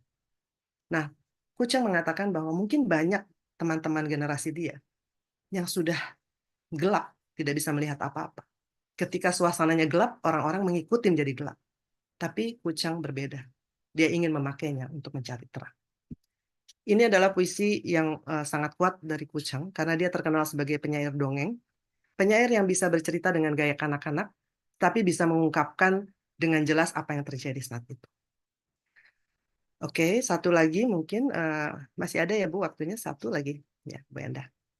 Satu lagi di sini saya ambil puisi Ku Cheng yang sangat menarik menurut saya karena puisi ternyata bisa menjadi seperti ini, gitu ya. Puisi itu tidak selalu harus rima 4 baris dan sebagainya. Ya, di Cina itu sangat banyak sekali jenisnya. Dan di sini adalah autobiografi, tapi dia bentuk dalam bentuk puisi. Dengan ini kita bisa melihat apa yang terjadi di Cina pada saat revolusi kebudayaan. Judulnya adalah Montase Autobiografi. Saya bacakan, 1956. Di musim rontok, aku hadir ke dunia ini dalam perjalanan ke rumah sakit Beijing.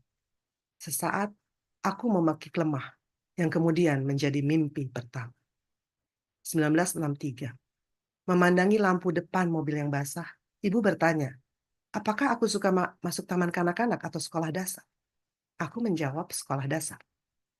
1966. Setelah suntikan meredakan demam, aku melangkah ke sekolah dengan susah payah.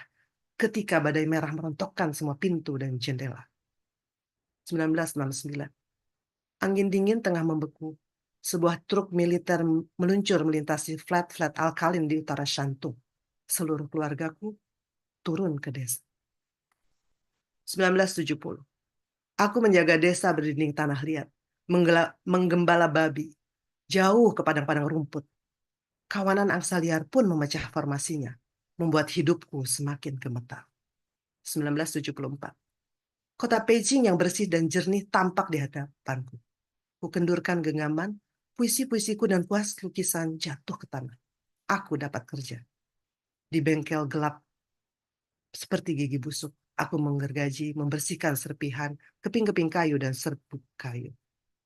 Serbuk gergaji. 1976. Sore hari di Tiananmen sangat indah. Mars yang keemasan tengah membumbung dan segerombolan orang menabrakku jatuh ke aspal jalanan. Bunyi radio. 1979. Hembusan udara yang amat segar, pusat budaya distrik Xichang, mengedarkan tabloid sastra dan seni, dan 3 kumpulan sajak remajaku dimuat di sana. Bunga kecil tak bernama. 1980. Kupindahkan kunci serikat dagang dari lemari. Unit kerja telah dibubarkan. 1982. Kutunjukkan surat-surat penghargaan dan daftar-daftar karyaku kepada teman di Serikat Penulis Beijing. Lebih dari 300 buah. Hampir cukup. Kubuka kartu anggotaku dan kutuliskan 3 kata di bagian kosong bertanda jabatan. Menanti kerja. 1983. Shanghai punya musim-musim dingin, namun tidak nyaman. Dalam saku telah terselip surat undangan Universitas Stockholm, dan aku pun menyusuri jalan mensyukuri umat manusia. Ini adalah puisi Kuchang yang kita kalau melihat di sini dan kita harus menghubungkan dengan sejarahnya. Tanpa pengetahuan sejarah kita akan gelap ya. Oleh karena itu di sini kita bisa melihat Kuchang lahir tahun 1956. Dia lahir tahun 63, usianya 7 tahun. Anak 7 tahun ketika melihat mobil, pandangannya itu kan tidak bisa melihat mobil secara tinggi gitu. Jadi dengan pintar Kuchang mengatakan anak 7 tahun yang dilihat adalah lampu mobilnya. Lampu mobil itu basah kena hujan, dia melihat, lalu dia ingat ibunya tanya, mau masuk TK atau SD? Gitu ya. Lalu tahun 66, ketika usia 10 tahun, ini ada sesuatu yang harus kita gali. Dia demam, dia disuntik. Dia tetap berjalan sendiri ke sekolah susah payah. Lalu ada badai merah, semuanya rontok nih, pintu dan jendela. Itu menurut Kuchang yang sangat pendongeng ya. Tapi sebenarnya apa ini artinya? Kalau kita kaitkan dengan sejarah, tahun 66 adalah dimulainya revolusi kebudayaan. Apa ini badai merah? Badai merah itu adalah pengawal merah yang memang sedang merontokkan semua pintu dan jendela pada masa untuk tradisi. Ada juga yang menginterpretasikan badai merah bisa saja ideologi Mao yang langsung datang pada saat itu. Umur 10 tahun ya. Kemudian tahun 69 ternyata keluarganya masuk program turun ke desa seperti yang Mao sampaikan. Apa yang dia lakukan? Dia hanya mengembala babi jauh di padang rumput, ya. Lalu di sini juga ada kawanan angsa liar. Ini bisa mengacu ke partai. Bisa juga memang betul-betul dia melihat ada kawanan angsa liar yang terbangnya V begitu mecah formasinya, ya. Lalu dia kaitkan lagi tahun 74 dia masih bekerja kasar. Tahun 76 usianya 20 tahun. Nah ini juga sangat kuat, ya. Dia membuat suatu simbol. Tahun 76 adalah revolusi kebudayaan selesai. Kenapa revolusi kebudayaan selesai? Karena Mao wafat. Maka Mars di sini, kita tahu Mars adalah planet yang merah. Ya. Warna merah itu mengkaitkan dengan Cina, ya, Partai Komunis Cina. Emas itu orang yang menjabat. Jadi kalau kita kenal simbol-simbol Cina, kita akan tahu bahwa ini yang dimaksud adalah Mao yang sedang naik, tapi tiba-tiba segerombolan orang menabrakku jatuh ke aspal jalanan. Tiba-tiba banyak sekali orang jalan menuju dia jatuh, lalu ada bunyi radio. Kenapa bunyi radio? Karena di negara komunis, pengumuman dari pemerintah hanya disampaikan lewat radio. Dan di sanalah orang mendengarkan radio, mendengarkan hari itu Mao wafat. Itu kalau kita bisa mengkaji dan mengerti sejarah. Kemudian selanjutnya dia sudah selesai revolusi kebudayaan. Dia mau cari kerja tahun 92, karya puisinya udah 300 buah. Tapi ternyata dia tidak bisa apa-apa dengan karya puisi itu. Tidak dapat kerjaan. Tapi beruntungnya tahun 83 dia mendapat surat undangan di Stockholm. Dan selesai cerita dia di puisi ini. Dan dia bersyukur karena dia bisa bersekolah di luar Cina. Ya, jadi ini adalah 3 puisi yang saya sampaikan. Masih banyak sekali, tetapi ini yang saya pilihkan. Maka bisa disimpulkan bahwa puisi itu bisa menjadi berbagai bentuk.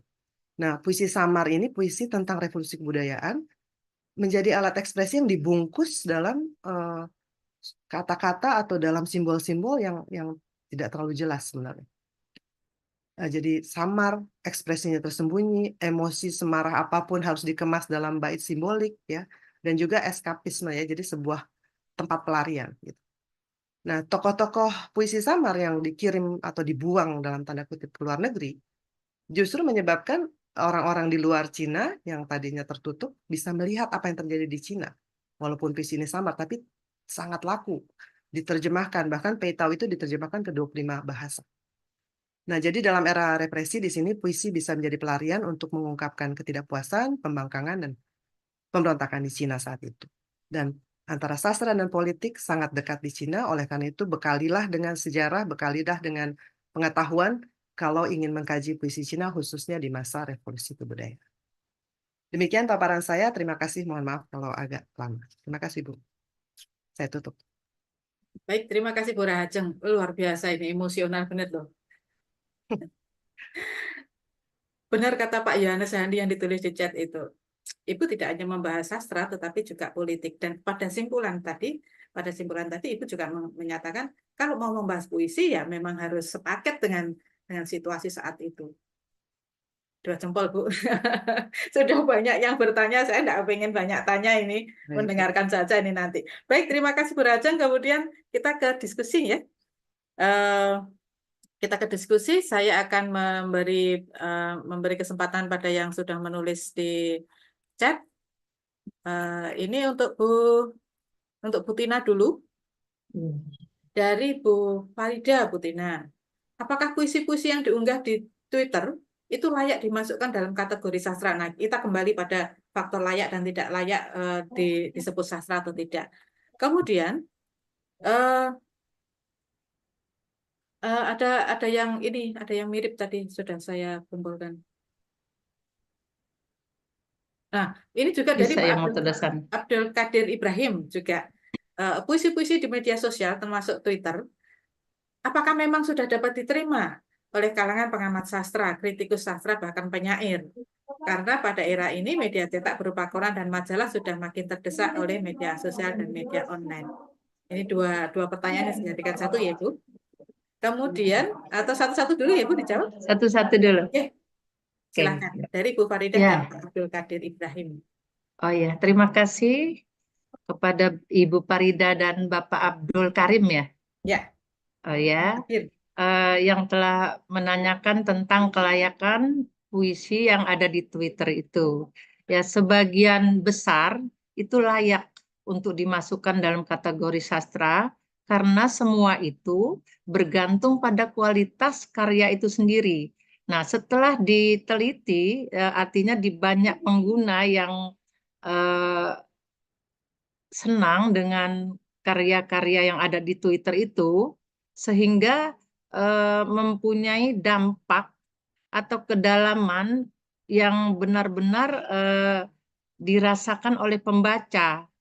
Meskipun ada beberapa yang tidak makna sastranya tidak terlalu memenuhi, tetapi sebagian besar itu layak untuk dikategorikan sebagai sastra. Nah, meskipun di dalam Twitter itu memang terbatas wadahnya, tetapi tetap mengandung makna yang dapat tersampaikan kepada pembaca. Sehingga menurut saya sangat layak dan penggunanya pun semakin eksis, semakin bertambah, semakin tahun. Itu menurut saya. Baik, terima kasih. Itu juga menjawab pertanyaan Pak Danang. Pak Danang, halo Pak Danang, itu sudah termasuk ya, karena pertanyaannya tidak jauh berbeda. Kemudian ada yang bertanya tentang bagaimana caranya di era teknologi ini, di era media sosial ini, puisi itu bisa memberi dampak pada perkembangan nilai pendidikan, khususnya pendidikan karakter dan pembelajaran. Ini pertanyaan dari Bu Baik. Ya, terima kasih Ibu Baik dengan pertanyaannya. Mudah-mudahan bisa terpuaskan oleh jawaban saya. Nah, menurut saya di sini dengan adanya puisi-puisi yang ada di Twitter yang saat ini sedang banyak penggunanya, itu dapat membangun nilai kesadaran kritis terutama bagi siswa. Siswa yang melihat di Twitter dengan banyaknya gaya bahasa yang kurang begitu dipahami oleh mereka, sehingga mereka bisa bersama teman-temannya untuk mendiskusikan apa yang dimaksud bahasa kias ini. Misalnya di situ kita lihat di data 5 ada contoh bahwa memang saya tidak setampan Romeomu. Nah, Romeomu. Nah, di situ sebagian besar saya rasa siswa sudah tahu, tapi ada memang yang belum tahu karena tergantung dari budaya yang ada di tempat mereka masing-masing. Kemudian dapat memperkaya pengalaman pembelajaran siswa, walaupun itu hanya di Twitter, dan dapat mengembangkan keterampilan berpikir mereka. karena itu bahasanya padat sehingga banyak orang memaknai dengan berbeda-beda tetapi tujuannya sama. Nah, kemudian dapat bekerja sama dalam latar belakang budaya yang berbeda tadi, antara budaya yang ada ini di Lampung saja budayanya ada dua dialek A dan dialek O. Itu memaknai sesuatu dengan hal yang berbeda, agak jauh perbedaannya. Nah, di situ saja itu baru di Lampung saja, belum di tempat-tempat yang lainnya. Kemudian guru dapat mendorong siswa untuk mendiskusikan puisi yang sedang populer saat ini. Nah, kemudian pada data 5 itu yang seharusnya kata-kata yang vulgar, yang seharusnya tidak boleh diucapkan sebegitu rupa kepada teman, sehingga membuat hati teman tersakiti, maka keluarlah puisi-puisi yang dengan bahasa-bahasa sindiran tersebut. Maka apabila itu ada di dalam buku, itu kurang diminati oleh anak-anak sekarang, terutama siswa. Tapi kalau di Twitter, karena mereka memang sering buka-buka itu wadah tersebut, itu jawaban yang kedua. Terima kasih.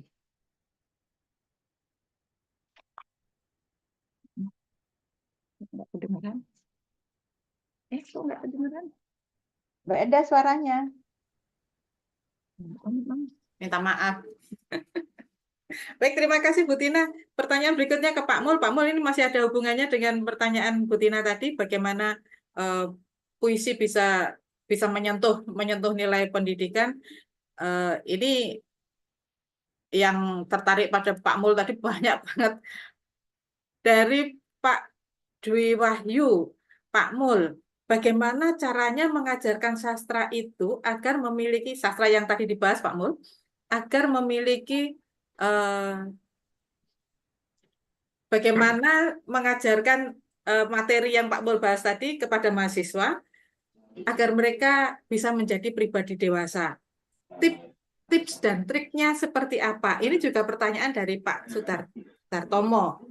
Bagaimana caranya tradisi yang tadi dibahas Pak Mul itu bisa mengena pada anak-anak muda. Silakan Pak Mul. Ya. Terima kasih atas pertanyaan yang disampaikan oleh Bu Dewi ya, atau Pak Dewi dengan Pak Sudartomo. Ya, saya kira menarik semuanya.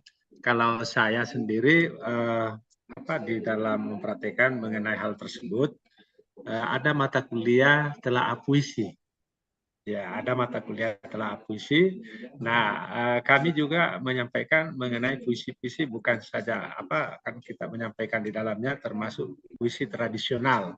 Ketika masuk untuk puisi tradisional, maka kami mengangkat yaitu puisi-puisi yang berbasis lokal begitu. Ya, contohnya yang seperti tadi yang saya sampaikan, dan ini juga mungkin saya jawab dulu ya, mungkin yang lainnya, yaitu Ibu Hasana mungkin. Jadi seperti ini, bahwa saya mengambilkan puisi tradisional yang seperti ini. Dua kuala sappo, ungan napa nasai, ungan napa nasai, daunna daupaci begitu. Ya, daupaci. Jadi yang saya ingin katakan di sini bahwa dua yang kujadikan pagar, yaitu bunga nangka, kemudian belo kanuku, artinya bunga paci begitu, ya. Ya, ini yang saya katakan seperti itu kepada mahasiswa. Nah, saya katakan bahwa mengapa misalnya orang tua dulu kita mengambil perumpamaan yaitu mengenai bunga nangka, ya, karena orang tua kita ternyata dia punya tetua kita ternyata dia memiliki perhatian, ya, atau kepada apa yang ada di sekitarnya, tumbuh-tumbuhan yang ada di sekitarnya. Dia mengamati bahwa bunga nangka itu tidak pernah bengkok, selalu lurus. Ya, jadi inilah yang dijadikan sebagai perumpamaan bahwa dua kujadikan pagar. Oh, ternyata apa itu? Bunga nangka. Mengapa bunga nangka bukan bunga-bunga yang lain? Karena dia melihat bahwa bunga nangka itu ketika baru mekar begitu selalu lurus. Lurus berarti jujur. Iya, jujur berarti ada keikhlasan di dalamnya. Ternyata setelah mahasiswa disampaikan seperti itu, dia merasa bahwa oh seperti itukah misalnya yang bisa diambil atau dipetik pesan yang ada di situ. Bahwa di dalam kehidupan ini, ya kejujuran itu sangatlah penting. Iya, ketika kejujuran sudah tidak ada di dalam suatu kehidupan misalnya begitu, saya kira ya kita akan merasakan suatu kekecewaan yang amat. Ya, kita bisa merasakan sendiri mungkin Bu Eda kalau kalau ada yang memberi kita ini harapan-harapan, kemudian harapan itu hanya di bibir saja, sesungguhnya dapat diwujudkan, tetapi memang dia sengaja untuk di bibir saja, ya pastilah kita merasa amat kecewa. Ya, ini berarti dia tidak mengambil prinsip ungan napanasai, yaitu kejujuran, keikhlasan. Ya. Kemudian yang kedua yaitu daupaci. Artinya orang masyarakat Bugis Makassar ketika misalnya malam pengantin yaitu mapaci, ya sebelum pestanya besoknya akan dilakukan pesta itu pasti ada mapaci itu. Mapaci itu diambil dari daun itu, ya daun paci, ya yang diartikan bahwa pacing yaitu kesucian. Ya, bahwa ternyata kejujuran dan kesucian itu sangat dibutuhkan di dalam kehidupan. Karena dengan adanya ini insya Allah ya bisa menjadi sesuatu yang memberikan suatu keadilan ya kepada masyarakat yang ada di sekitar kita. Ketika prinsip itu ada. Ya, jadi seperti itu secara singkatnya. Bu, terima kasih. Baik, terima kasih Pak Mul. Sebelum saya lanjutkan, Bu Rahajeng, Bu Ira, sabar dulu. Pertanyaannya banyak untuk Bu Ira, nanti aja dulu terakhir. Saya ke yang angkat tangan dulu, Pak Bobi. Pak Bobi, silakan. Ya, baik. Terima kasih. Assalamualaikum warahmatullahi wabarakatuh.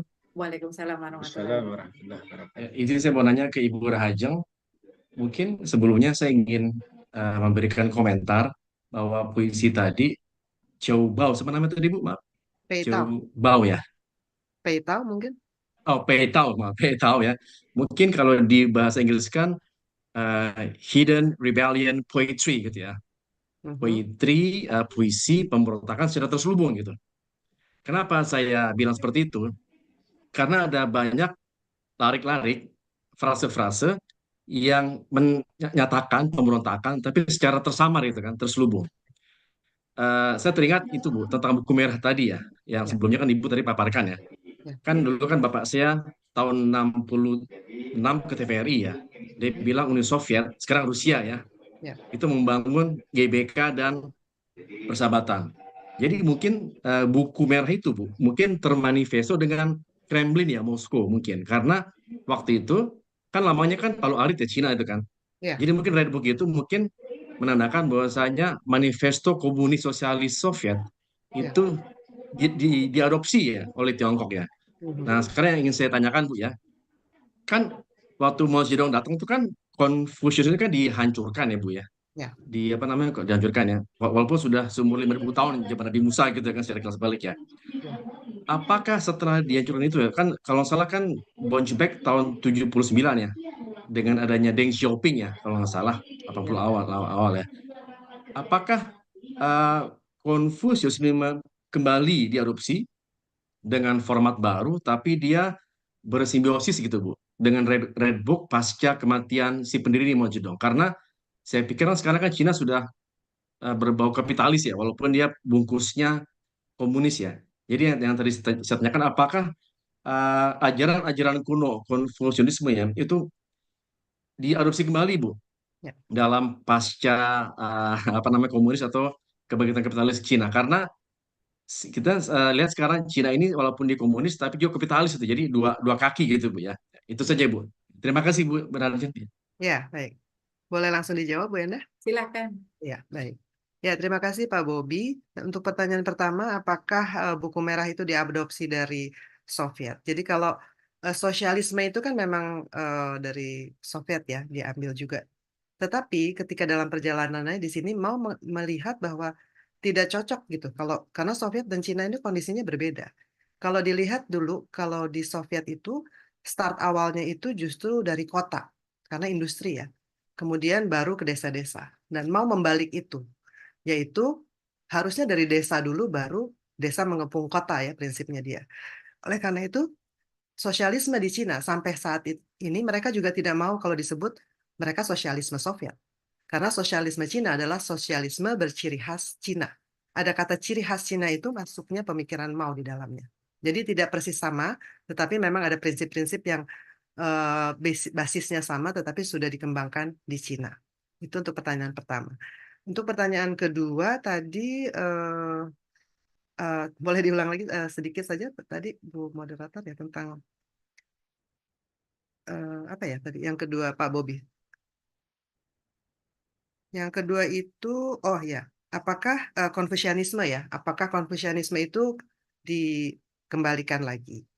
Jadi pada masa revolusi kebudayaan sajalah ya selama 10 tahun itu memang eh, Konfusianisme atau pemikiran tradisional itu dihancurkan. Tetapi setelah masa Deng Xiaoping, yaitu Kaike Kaifang, reformasi dan keterbukaan pada saat itu, Cina justru melihat, bahkan sampai saat ini, bahwa tradisi Cina itu adalah kekuatan Cina.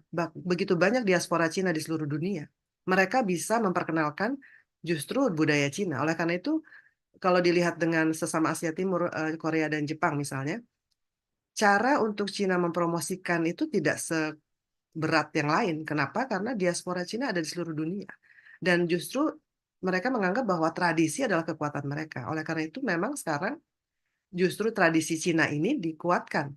Itu adalah simbol-simbol daripada Cina. Jadi memang terjadi perubahan dan hanya di masa revolusi kebudayaan sajalah tradisi itu dihancurkan. Tapi dalam perkembangannya masuk globalisasi, ketika Cina masuk WTO tahun 2001 dan sebagainya, mulailah Cina berpikir lebih cerdas bahwa justru ini yang harus saya gunakan untuk membesarkan Cina karena diaspora Cina terdapat di seluruh dunia. Demikian Pak, semoga menjawab. Terima kasih. Baik, terima kasih Bu Rajeng. Ini kalau Bu Rajeng sudah menjawab, saya ke Bu Rajeng dulu ya. Nanti ada satu pertanyaan Pak Mul dan satu untuk Bu Prof. Tina. Bu Rajeng ada banyak yang ingin tahu. Ya. Dari Pak Imron Harits, beliau dulu belajar di Cina. Ya. Ini pertanyaan Pak Imron. Menurut Ibu, revolusi kebudayaan itu bagaimana pengaruhnya ke sastra? Selanjutnya, bagaimana nasib sastrawan saat itu? Oke. Itu yang pertama. Kemudian, satu-satu dulu ya, Bu, Satu-satu supaya ya, nyaman boleh? menjawabnya. Ya, supaya saya Ya, ingat. silakan saja. Monggo. Oke, jadi sastra pada saat di revolusi kebudayaan kan dibungkam ya. Jadi artinya mereka tidak boleh beraspirasi apapun gitu. Karena semua bukan untuk menciptakan. Saat itu bukan saat untuk orang boleh memproduksi. Mereka harus mengkonsumsi arahan dari Mao gitu. Jadi kondisi sastra saat itu yang akhirnya terbit setelah revolusi kebudayaan baru berani diterbitkan untuk prosa dan sebagainya itu namanya sastra luka ya. Jadi semua karya-karyanya itu karya-karya yang luka, karya-karya yang berteriak ingin berbicara tapi tidak bisa berbicara. Jadi sastra pada saat revolusi kebudayaan boleh dikatakan terpendam semuanya ya. Tidak ada yang boleh memproduksi, yang boleh adalah mengkonsumsi ideologi dari Mao. Kemudian yang berikutnya, yang kedua tadi bagaimana nasib sastrawan ya? Nasib sastrawan ya yang ada seperti Peitao dan sebagainya lebih cenderung dibuang ya. Jadi bukan dihukum karena menurut mereka kalau kejahatan fisik itu bisa dihukum, tapi kejahatan ideologi, kejahatan mindset, mengubah paradigma itu lebih berbahaya. Harus dikeluarkan orangnya dari negaranya supaya tidak mengotori dalam arti mempengaruhi rakyat Cina saat itu. Jadi banyak sekali memang sastrawan-sastrawan yang keras dilempar keluar, tetapi sastrawan yang lain memang tidak menciptakan apa-apa saat itu. Semoga menjawab. Terima kasih, Bu. Berarti ada sastrawan yang tidak berteriak dalam puisi samar begitu, Bu? Sastrawan itu tidak tidak berkewajiban untuk menciptakan apa-apa karena saat itu adalah masa mengkonsumsi, Mengonsumsi. masa untuk menyerap, bukan masa untuk mengeluarkan ide. Ya, jadi Jadi tidak ada yang melawan dengan puisi samar dan tidak diasingkan, nggak ada. nggak Pokoknya ada. yang ketahuan Tidak diasingkan. ada. Iya, Itu betul. menjawab pertanyaan Bu Eva Latifah soalnya. Oh iya, baik-baik. Sekaligus. Ya. Kemudian Bu, Mm-mm. kalau di Indonesia ada puisi pamflet, apakah puisi samar itu memiliki persamaankah dengan puisi pamflet? Ini pertanyaan dari Bu Salwa. Bu Ya, Salma. baik. Puisi pamflet atau puisi apapun yang gerakan bawah tanah ya, yang tidak mau diketahui oleh pemerintah, itu semuanya hampir mirip dengan puisi samar. Jadi sebenarnya puisi samar itu kan puisi yang hanya diedarkan di antara kalangan mereka sendiri, dan saya rasa puisi pamflet juga mirip seperti itu. Jadi ada ada aspirasi-aspirasi yang ingin disampaikan atau protes tapi tidak bisa karena dia akan ditangkap atau ada hal yang kurang pasti akan disorot ya. Jadi boleh dikatakan semua puisi yang jenisnya adalah bawah tanah itu boleh dimasukkan sebagai puisi samar. Jenisnya ya, tapi isinya pasti berbeda. Karena puisi samar itu sebenarnya juga mengacu pada bagaimana kiasan, simbolis, alusi itu disampaikan. Jadi mungkin dari namanya betul sama-sama di bawah tanah, tetapi secara konsep, secara isi, secara rima dan sebagainya pasti berbeda. Karena Cina memiliki kekhasan sendiri, Indonesia punya kekhasan sendiri. Demikian. Berdasarkan karakter puisi itu, ini ada pertanyaan juga. Ya. Apakah memang sastra Cina itu cenderung tidak terikat strukturnya? Karena tadi contoh-contoh yang diberikan kan dari 3 itu kan berbeda banget begitu. Ini dari Bu Sri Musdikawati. Dan kemudian ketika puisi terakhir tadi isinya balada, hampir jatuh ke narasi biografi. Apakah memang kalau di Cina memang itu Masukkan ke puisi. diperbolehkan ya? Nah, itu wajar begitu kalau di sana. Monggo. Ya. Baik. Untuk puisi Cina itu pada masa dinasti ya, itu ada rima-rima yang sangat luar biasa sulit justru ya, karena puisi klasik itu sangat ada hitungannya ya, puisi klasik ya. Jadi masa dinasti itu berakhir di masa dinasti Qing 1644 sampai 1911 itu masih ada jenis-jenis puisi yang agak ketat peraturannya. Tapi setelah itu kemudian pada masa revolusi kebudayaan ini benar-benar puisi samar tidak terikat oleh bentuk. Jadi itu hanya masa revolusi kebudayaan. Tetapi aturan bakunya memang tetap ada. Jadi tergantung kita kalau mau menjelaskan tentang puisi klasik nanti akan terlihat itu justru sangat terimanya harus 4, jumlah katanya harus 5 gitu, barisnya harus 4, itu sangat ketat. Tapi kalau puisi modern sudah mulai lebih bebas. Yang berikutnya tadi montase autobiografi dari Puchang ditanyakan kok mirip ya dengan autobiografi, bedanya apa sih kok puisi? Nah, memang mungkin tidak terlalu ada bedanya karena pada masa harus diingat bahwa konteks masanya ya. Konteks masanya itu mereka boleh apa saja kan? Mereka boleh apa saja asal mengungkapkan bahwa itu berbentuk autobiografi sah-sah saja. Tapi mungkin kalau dilihat ada runutan cerita dan ada bahasa yang mungkin kalau kita buat CV ya nggak seperti itu gitu.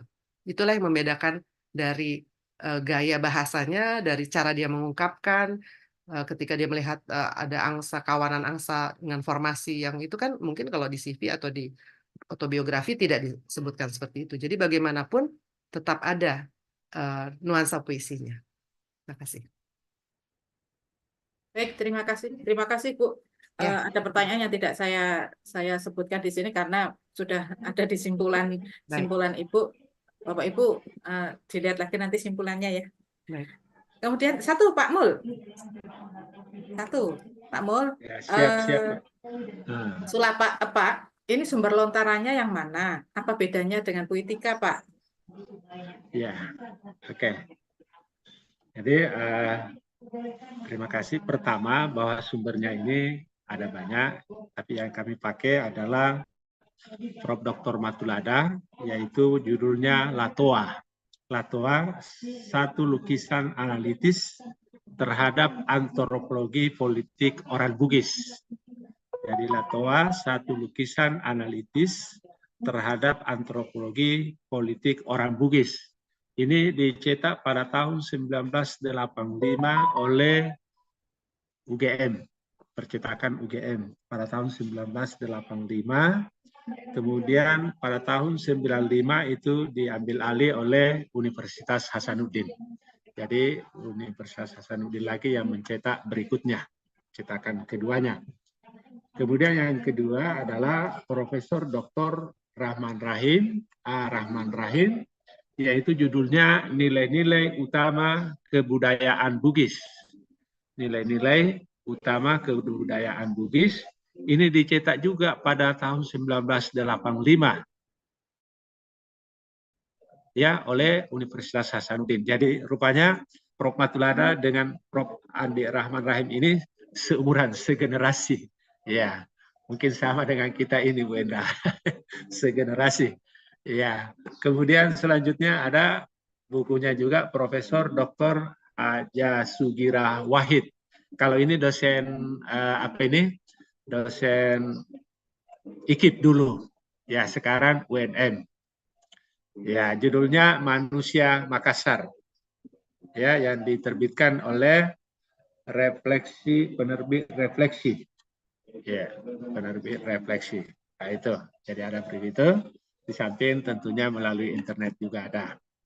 Oke, kemudian selanjutnya mengenai Sulapa Epa dengan Puitika begitu, kita melihat begini bahwa Puitika itu merupakan hasil atau bagian dari Sulapa Epa karena kita mengetahui tadi kalau memakai konsepnya Prof. Matulada bahwa itu ada tiga segi di situ apa kita lihat yaitu kepala, tangan, kiri kanan, kemudian kaki. Nah, dari kepala ini ada mulut, ada sakda di situ. Sakda inilah yang melahirkan suatu puitika atau syair-syair yang ada di dalam syair-syair atau pasen orang-orang Bugis atau pesan-pesan orang Bugis. Nah, itu yang saya lihat seperti itu ya. Jadi dia merupakan produk dari yang paling atas yaitu kepala. Ya, dari kepala itu keluar ada atau sakda. Dari situlah lahir sebuah puitika. Itu yang kami pahami seperti itu. Iya, terima kasih banyak. Baik, terima kasih Pak Mul. Satu pertanyaan untuk Bu Tina untuk yang terakhir Ya. ini. Tinggal 2 menit soalnya. Bu Tina ada pertanyaan, mengapa kok mengambil Twitter, Bu? Mengapa tidak yang lain? Karena media sosial ada banyak. Ini pertanyaan yang biasa disampaikan penguji ketika menguji skripsi, ketika menguji disertasi. Kok mengambil yang ini? Mengapa tidak yang itu? Silakan Bu Tina. Iya, karena kalau yang wadah-wadah yang lain seperti Facebook, IG, dan seterusnya, itu datanya tidak sebanyak yang ada di Twitter. Ya, kebanyakan kalau di IG dan seterusnya itu berupa hiburan-hiburan, ya, musik-musik gaya-gaya, ya. Kebetulan saya perhatikan yang ada di Twitter itu yang paling banyak puisi-puisi, terutama puisi yang sedang digandrungi oleh mahasiswa atau anak-anak muda zaman sekarang. Demikian. Baik, terima kasih banyak Bu Tina, Bu Rahasia, Pak Mul. Ini membahas puisi dari masing-masing berbagai penjuru dunia ini luar biasa. Ternyata tidak bisa dianggap sebelah mata ya. Pak Mul membahas tradisi, ya harus paham betul tradisinya. Bu Rahajeng, Bu Ira membahas puisi Cina yang tadi hanya disampaikan 3, walaupun di balik layar pasti ada banyak. Itu tidak sekadar melihat bagaimana diksinya, bagaimana ininya, bagaimana itunya, tidak. Tetapi harus memahami situasi saat itu. Harus memahami politik juga, seperti yang tadi disampaikan di chat, banyak pujian. Pujian ternyata membahas puisi itu tidak hanya melihat bentuk puisinya, tetapi juga harus memahami situasi. Itu yang tidak gampang memang. Terima kasih Bu Tina juga. Twitter ini media kita Bapak dan Ibu, dan kita bisa mengambil inspirasi dari sana. Di Twitter ada banyak sekali yang bisa kita gali, yang bisa kita teliti. Baik, terima kasih Bapak dan Ibu pemateri. Saya berikutnya akan menyerahkan kepada Prof. Harun. Kalau Prof. Harun sudah ada. Prof. Harun? Prof. Harun 1. Prof. Harun 2.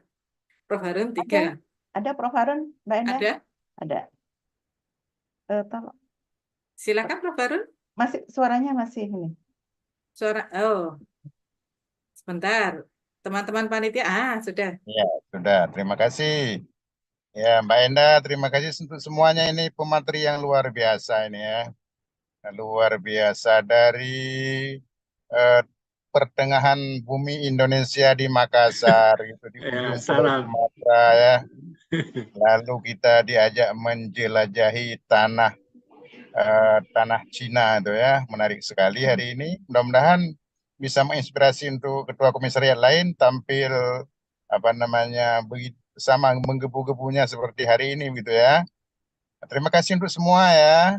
Mudah-mudahan kita kesehatan dari Allah Subhanahu wa taala sehingga bisa berkreasi, bisa memberikan yang terbaik untuk anak bangsa. Salam hormat saya. Jumpa lagi kita tutup acara ini dengan mengucapkan alhamdulillahirabbil alamin. Alhamdulillahirabbil alamin. Baik, terima kasih Prof. Harun. Kalau mau melanjutkan aktivitas, monggo. Bu Ya, Ira, terima kasih, Bu Mbak. Pak Mul, Bu Tina, terima kasih banyak, terutama teman-teman yang masih Sama-sama, bersama Mbak. saat ini, Ya. baik di Zoom maupun di YouTube. Terima kasih banyak, kita sama-sama belajar hari ini luar biasa. Saya tutup tukar tutur sastra kelima.